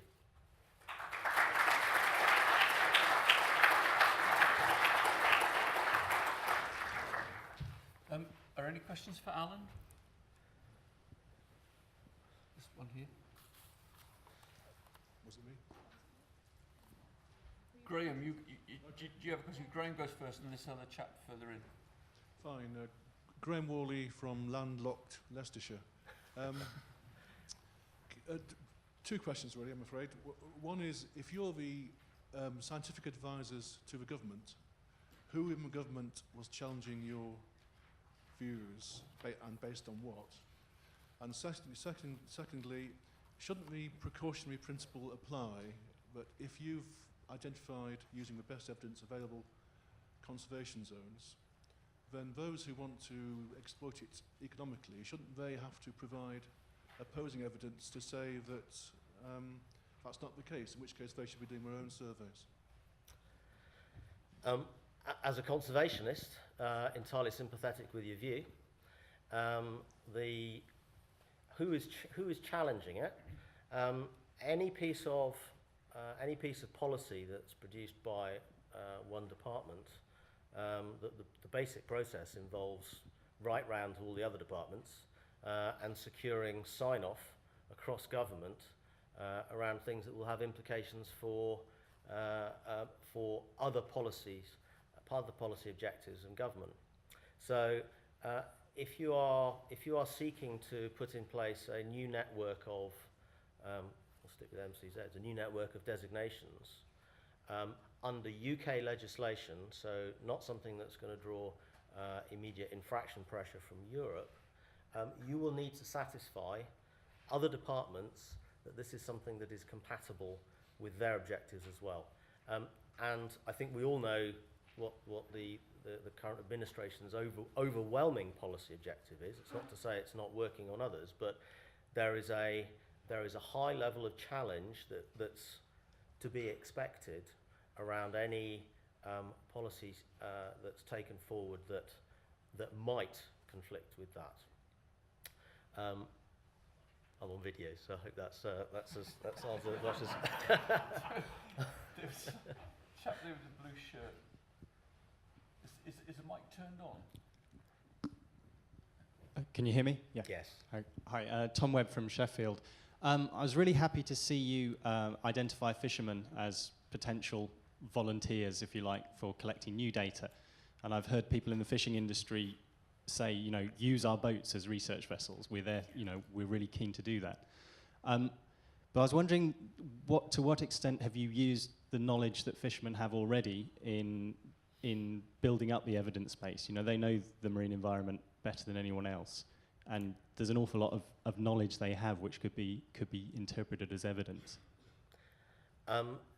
Limited, and the reason for that is that the levels of trust between certainly the statutory conservation sector and the fishing industry are not at the stage that you would hope that they would get to, or at the stage where they were going to be as productive as they might be at the moment. And that isn't to blame the fishing sector, because I think there's been a fair amount of rhetoric from our end at times that hasn't helped. We are in relatively early discussions with some of the fishing bodies about different ways in which we might access some of the data that they do hold that would certainly be useful for us to understand patterns of fishing activity, areas where actually there's very likely to be a very low conflict with fishing activity, and to see whether we can actually align some of our objectives better with theirs. But there's undoubtedly suspicion on their part that we might use that data in a way that they didn't wish. Once you release data, it's there for people to use in a range of different ways, and we have to build up that level of trust. I think if you again compare it with the debate on land, conservationists and farmers have been working together over decades and have reached a point of understanding. It's not all the way by any means. The relationship with fishermen is further back, in the same way as our evidence is further back. Very good. Thank you, Alan. Thank you.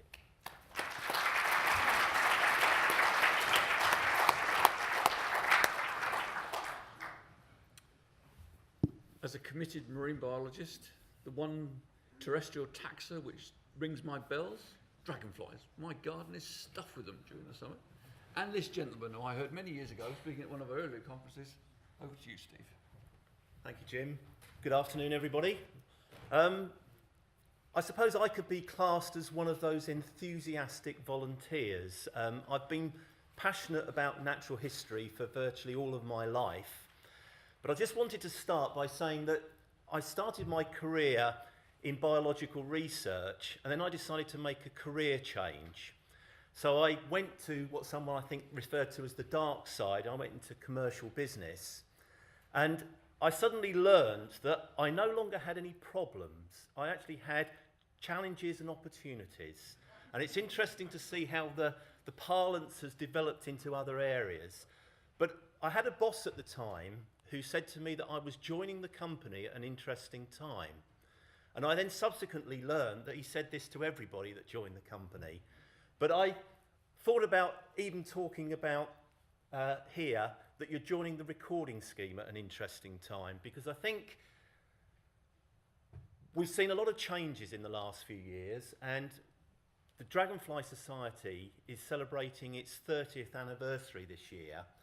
And to coincide with that, we will also be publishing the second edition of the National Atlas. So I thought there was a lot of things to talk about, so I welcome the opportunity. It was interesting to see that some of the previous speakers had put these words into their titles. And I think as a Dragonfly recording scheme, this very much fits in with what we're trying to achieve with the collection of our data. And we have 2 full-time employees in the Dragonfly Society. Steve Prentice, who's in the audience, is the Dragonflies in Focus project officer. And this is basically the objectives of the scheme. And of particular interest is that we wanted to publish a new revised atlas, because as far as we're concerned, if you want to engage volunteer recorders, they see an atlas project as a major milestone in their recording. And as you'll see in a few minutes, we really wanted to get this out this year so that we can meet those objectives. And I'll leave you to read that for yourself, but again, to have clear end products that we could use to motivate our recorders. So atlas recording is just the start. As I mentioned, we are in the process of publishing the second atlas, but it's been a challenge. It's been a sort of a journey, if you like. We're not really quite sure where it started, and we're not sure where it's going, but we want to make sure that we collect data that is going to be useful for conservation and particularly to look at change. Now, in the last 13 years, we've actually managed to get pretty consistent recording, and as you can see here, we've got a steady increase in the number of records that we're getting each year. And in collaboration with the NBN, we developed the Dragonfly record cleaner, and this has been particularly useful at validating our records and ensuring that we've got good quality data entering the scheme. And I think we had a few prototypes that didn't quite work, but with a little bit of refining, we're now confident that we can capture any odd records and just flag them up for further verification. We've also noticed that not everybody submits their records every year, and we noticed that when we were really pushing the publication of the Atlas, we suddenly got a surge of recorders sending in their records to make sure that they got into the Atlas. And you'll see a little bit more in a few minutes as to how this can sometimes introduce bias into your data. We do have over 1 million records, and it's very interesting to see that greater than 98% are collected by volunteered recorders. So they're a very, very important but limited resource that we have. And I think also it's important that when we have a new Atlas, that we get some measure of the change that's happened and maybe try and explain some of the reasons for it. So just to give you a breakdown on the number of records that we have, you can see here, if we just look at a simple ratio, that we are now dealing with twice as many records in the current recording period that we had in previous recording periods. So this again is going to give some form of bias in the data. And I particularly like this map because on the left you've got basically what I would call a coincidence map or a measure of diversity of the number of dragonfly species in the first recording period compared to the current recording period. And I think it would be quite easy to look at those two maps, and maybe one of the conclusions you could come to is that dragonflies are expanding. We're seeing a lot more species in the UK.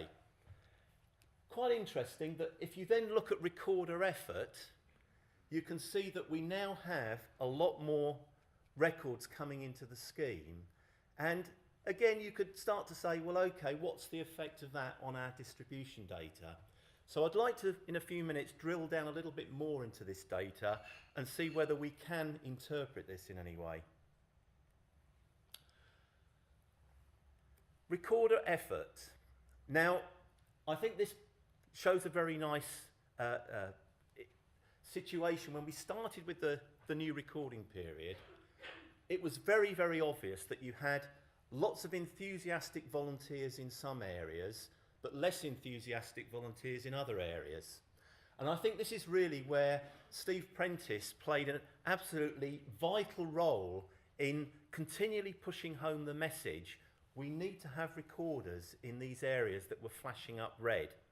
And basically this map is showing you that the red areas are where we would expect to have more dragonflies recorded, but we don't feel that we're recording to what we call the Vice County threshold.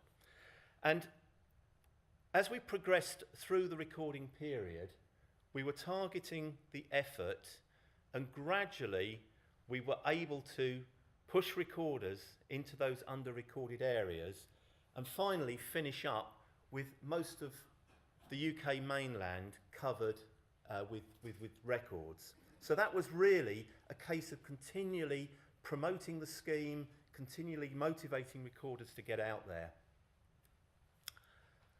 And I mentioned that atlases are what motivates a lot of recorders, and I think we can't underestimate this. Now, Bedfordshire, which is my home county, back in 2003, I published a county atlas, and for a lot of that time, I was on my own with a very small handful of dedicated recorders helping me.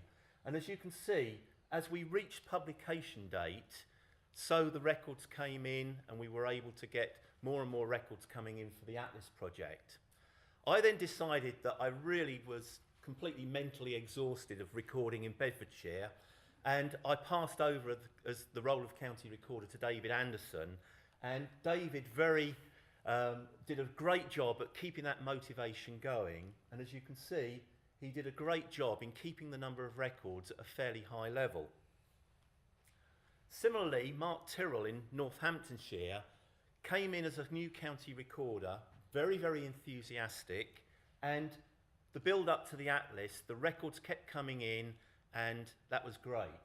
But as soon as the Atlas was published, the recording levels dropped down again, and Mark decided that he would like to have a second edition. So he's been publicising the second edition, and we can now see the number of records are coming up again. If we now look at Surrey, Peter Follett really, again, did a great job at motivating recorders and getting lots of records in, but as soon as it was published, recorder effort dropped, and really there was nobody to pick up from Peter after he handed it down. And as you can see, we went through quite a long, lean period, and finally there is now a new county recorder and records are beginning to come up again. So we can immediately see that this type of local recording is going to introduce bias. This can then cascade through to a national level. So whenever we're looking at change, we really need to take into account the amount of recorder effort. There's also another area of bias, which I've called special project effect. And what I did for this particular analysis is I just took all of the damselfly records for Hampshire, and you can immediately see that it goes up and down for various reasons. And I was quite interested to try and understand what is causing some of the peaks in the data. So what I did is to remove all of the southern damselfly records.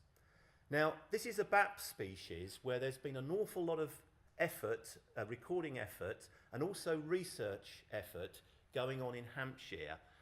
There's been various academic studies looking at southern damselfly, and we've been fortunate enough to get that data.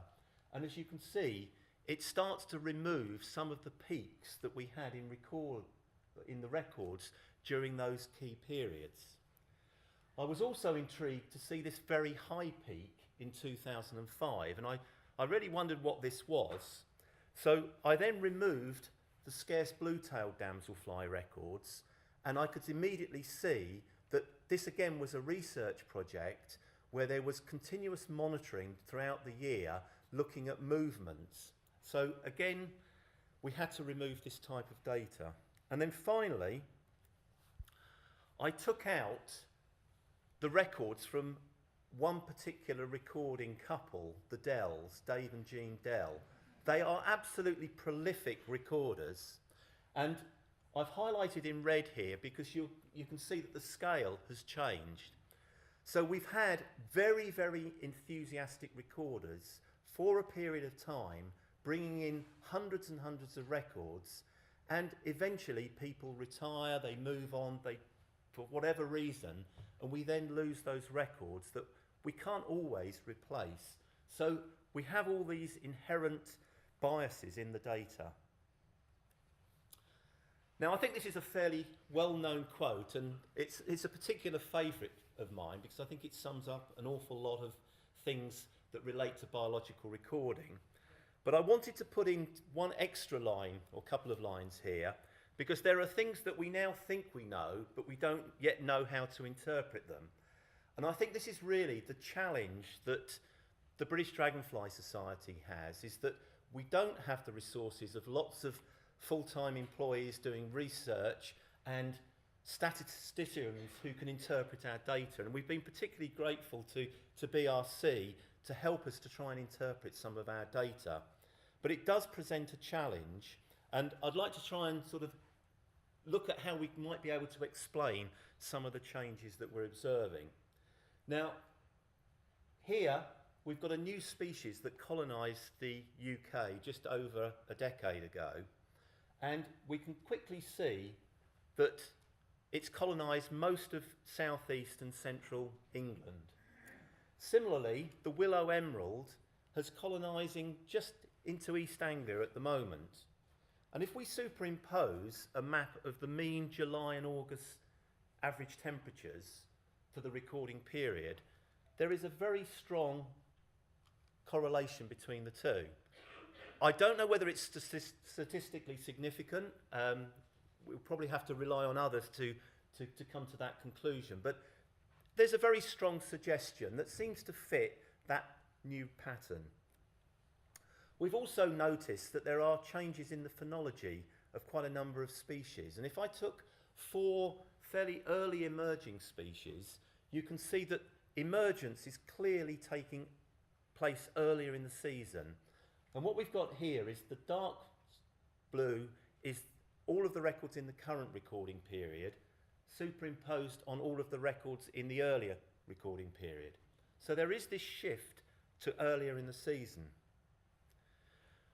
We have tried to, based on the Butterfly Millennium Atlas, we tried to be clever and to do some phenograms based on latitude as well. It's probably not so convincing as it was with butterfly data, but we've looked at this for a number of species, and it does seem to suggest that damselflies, dragonflies are emerging earlier in the season, and emergence is taking place earlier the further north you go. We've also seen that species that fly late in the season are also flying later into the year. This is probably not so marked as the earlier species, but I think it's quite interesting to note that they're flying later. So distribution maps, which is ultimately what we will publish in the Atlas and what creates the first impression of what's going on with dragonfly data. Now, these are 3 species of dragonfly which I would traditionally associate with bogs, mires and fens. And I'm a southerner, as you can probably hear from the accent, and you'll notice that in the south, particularly in the areas of Surrey, Heathland, North Hampshire and in the New Forest, there's a very strong correlation between the distribution of these 3 species. But clearly something else is going on here, and a lot is occurring in the west and even up into the north of Scotland with the black data. Now, I was particularly intrigued to put the total average rainfall for Ireland, superimpose this, and I think you start to see that there's similar patterns, particularly in Ireland. For the keeled skimmer, it really is interesting to see that where it's wettest, there is a very strong distribution of the keeled skimmer. If we look at the average rainfall for January in the UK mainland, we start to get, again, a little bit of correlation between the two. How significant it is, I really am not in a place to say, but we're trying to explain what's going on here. What is limiting the range of the small red damselfly in here? There's got to be some habitat conditions that are not present for the small red damselfly that enable other species to colonise. So coming back to those coincidence maps that I showed you earlier on, where one of the possible explanations was climate change, another one was there was the effect of recorder effort. But it does seem that if we look at the 2 maps for the 2 time periods of the mean July-August average, it starts to get quite interesting, and you can see that with the temperatures increasing in the second recording period, we are seeing more dragonflies. So whether this is evidence for climate change, I don't know. There's also species that present challenges, and one of them is the azure hawker, which is really restricted to Scotland. And I just put this little note in here because the accessibility of some of the sites requires the recorder to walk 2 to 3 hours until they get to the site. So as you can probably imagine, this immediately introduces bias because we're not going to get a lot of records for some of those sites. And you also get other projects, like there's apparently been quite a number of surveys for new wind farms that have resulted in people surveying some of the bogs and finding azure hawker larvae. And it's very interesting to see that the distribution of this species coincides with the areas of the UK that have the highest density of open standing water. So the big question for us is, how are we going to measure the change between the two atlas periods? And I'd like to just sort of give you an overview of some of the approaches that we've taken, and let's just say that we want to compare two methods. If they're all in agreement, I think I would feel pretty comfortable that we have a good understanding of what's going on. I think if those methods started to show slight differences, one method was showing a decline, another method was showing that the species was stable, I would start to get a little bit nervous, but maybe I could live with it. But I think when you get methods that one method is showing you decline and another method is showing you an increase, personally I start to worry. So what I would like to do is just go through a couple of species and show you how we're struggling a little bit to interpret the data. And these are the four methods that we've been looking at. So we're very indebted to Nick Isaacs, who's been working on the Frescalo and the mixed model method for us. But we also wanted to include some of our own metrics, one of which was looking at the percentage of 10 km squares where a species is recorded. And to try and eliminate recorder efforts and the bias that that would introduce, we picked the 10 km squares that were recorded in both time periods. I think we also put a little bit of a survey out to a number of what we would call expert recorders, and we asked them for their gut feel, because we just wanted to use this as a little bit of a reality check. So it was quite encouraging when we see that some species, like the black-tailed skimmer, for many years it's been known to be increasing its range, and all four methods were in agreement. And I think you can see from a map, if we publish this in the atlas, it does look as if it's moving further north and further west. Even more convincing is the emperor dragonfly, because this has now made the leap across into Ireland, and you've got this wonderful distribution all down the East Irish coast. So I think, again, we can feel pretty comfortable that this species is increasing its range. Now, all the methods agreed for the white-legged damselfly, but there's something else going on here. Whilst the method is showing that it's increasing its range, we're much more confined, and clearly the northerly spread is really not beginning to happen to the same extent as the other species. So we've got a lot of infilling. It's also increasing in numbers in much of its current range, but something else is limiting it, and we don't know what that is at the moment. We've also got another species which we know is declining, and all of the methods show that it is declining, but again, the pattern is not so easy to interpret. We think it might be related to water quality, because this particular species occurs on mainly habitats with extremely good water quality. But again, we don't really know what the reasons are. Now, what was interesting is that if we take very, very common species like the common blue damselfly, the BDS didn't think there was any change, but the statistical methods are both showing declines. And if we look at all of the common species, the statistical methods show that they're declining, and the just analysis of percentage of recorded squares suggests there's no change. The map does give you the impression of no change. So again, I think we need to try and understand what's going on here. This is where we really started to struggle, because we have species where the statistical methods are showing either a decline or a significant decline, but the percentage of recorded squares is showing an increase, and the general gut feel of expert recorders is that we're seeing these dragonflies everywhere, they're very common, and they appear to be expanding their range.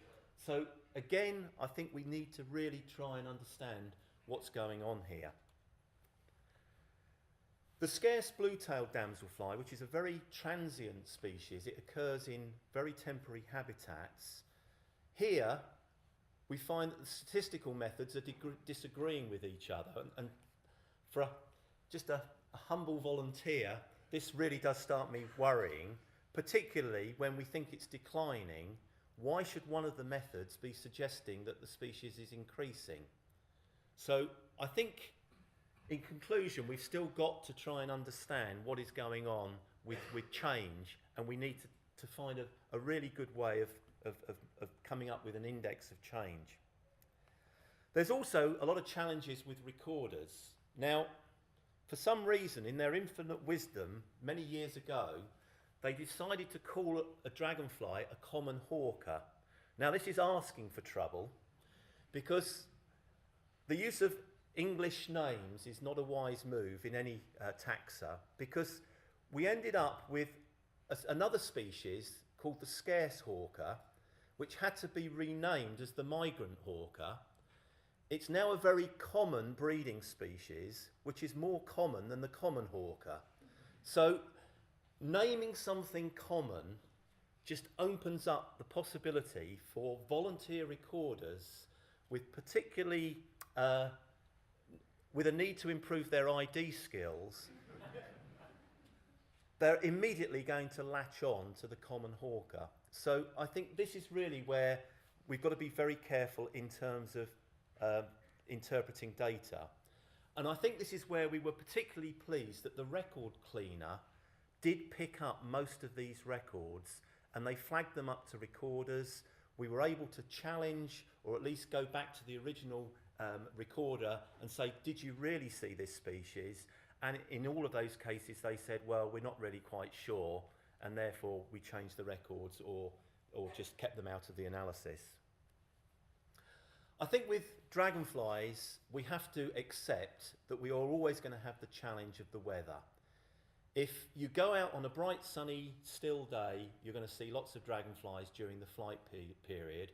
But if you go out on a wet, windy day, you're probably not going to see that much. So this is going to build bias into our records, and it's something we're not always capturing on the record submissions. So when you're not recording something, you really don't know what the underlying reasons are. I think there's also this discussion about people submitting partial lists, perhaps just recording their favourite dragonflies and not concentrating on a full list for the site or the visit. And that, again, we've noticed is impacting on some of the data analysis. We've also tried to focus people on recording particular species. We had a project called the Rare Dragonfly Project some years ago, and basically it was a complete and utter failure. And the reason being is that people don't want to just go out and record certain species. They want to go out and record everything they see. So we had to accept this, and similarly, as a recording scheme, we are struggling to get people to monitor sites on a regular basis. Fortunately, we have a lot of enthusiastic bird watchers, and this is not meant in a derogatory way, but twitchers do target rare or new species, and this again is leading to bias in some of the data that we can see.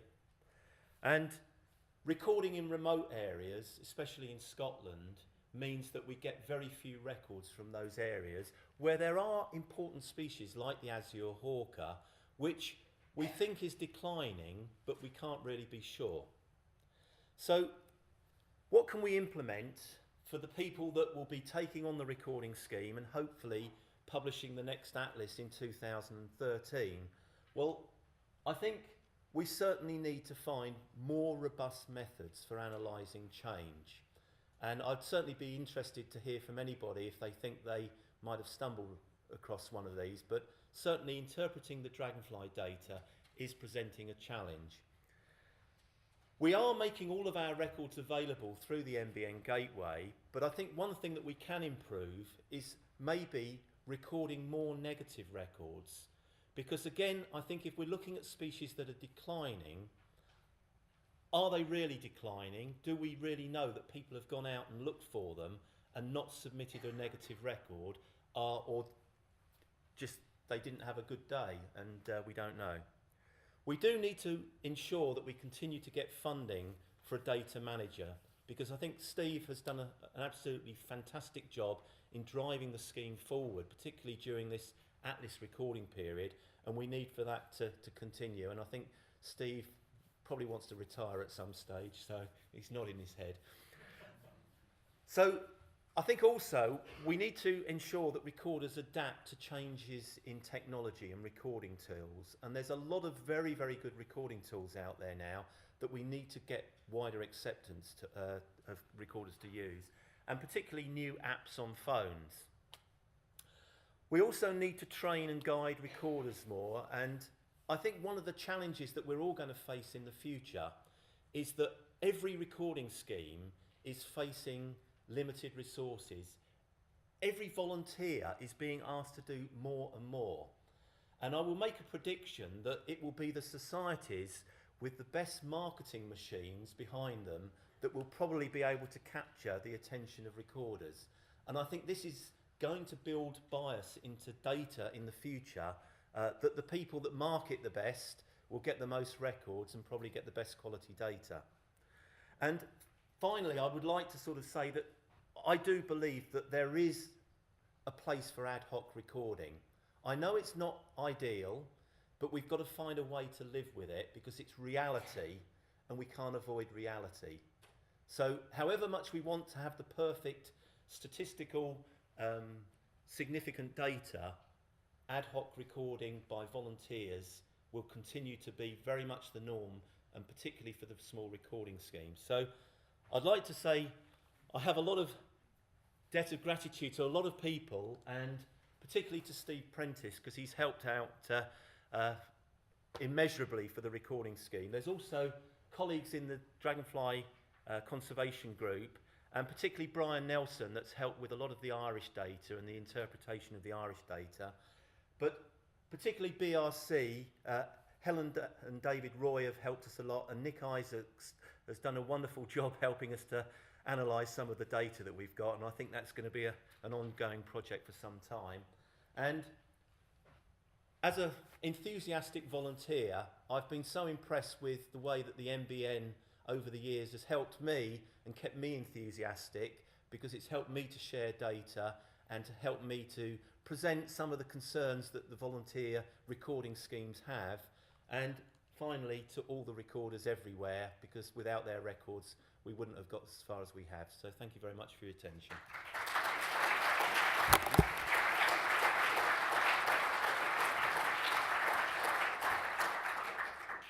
I don't want to keep you from your lunch, but if there are any questions for Steve, I'm sure he's glad to field them. Yeah. Mark. Mark? Oh, you showed a very nice picture which showed us how the areas that were badly recorded shrank and shrank and shrank. Was this done by parachuting recorders in, or by educating the natives? Well, perhaps Steve's in the audience, so he might like to help answer that one. Educating the natives, Mark. I think one thing is that we did offer to cover the travelling costs of recorders operating in sort of the more remote areas of Scotland and Northumberland, and I think that did actually pay off for us, because it did help generate quite a lot of records. Any more questions? Stuart over there. A couple of people, Alan Law mentioned, and you mentioned apps on smartphones. I must admit I'm not convinced. I've tried a couple. I've used, for example, the bird track one, and it doesn't hold a candle to a notebook and pencil. They're far quicker and more convenient, so I'm yet to be convinced. I quite accept what you're saying there, Stuart, but technology moves on. It probably will get better and better, so I think we just need to keep abreast of the technology and take what's on offer. I can add to that. I used my smartphone to take a picture of a hoverfly, which I sent for Stuart, and he was happy enough with the photograph. Oh, they good. included the record in the hoverfly recording.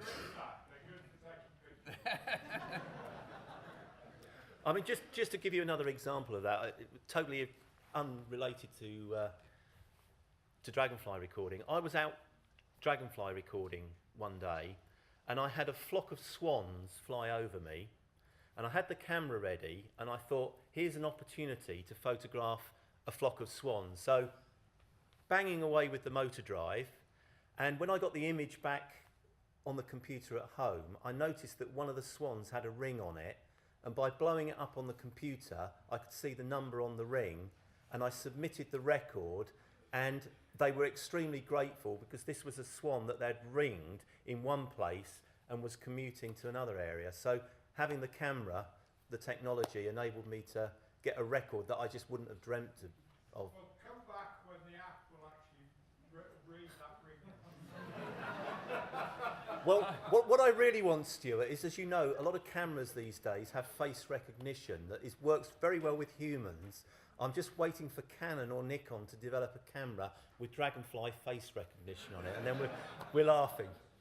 And on that note, lunch is provided in the room at the back, and could everyone be back by 2:15, please?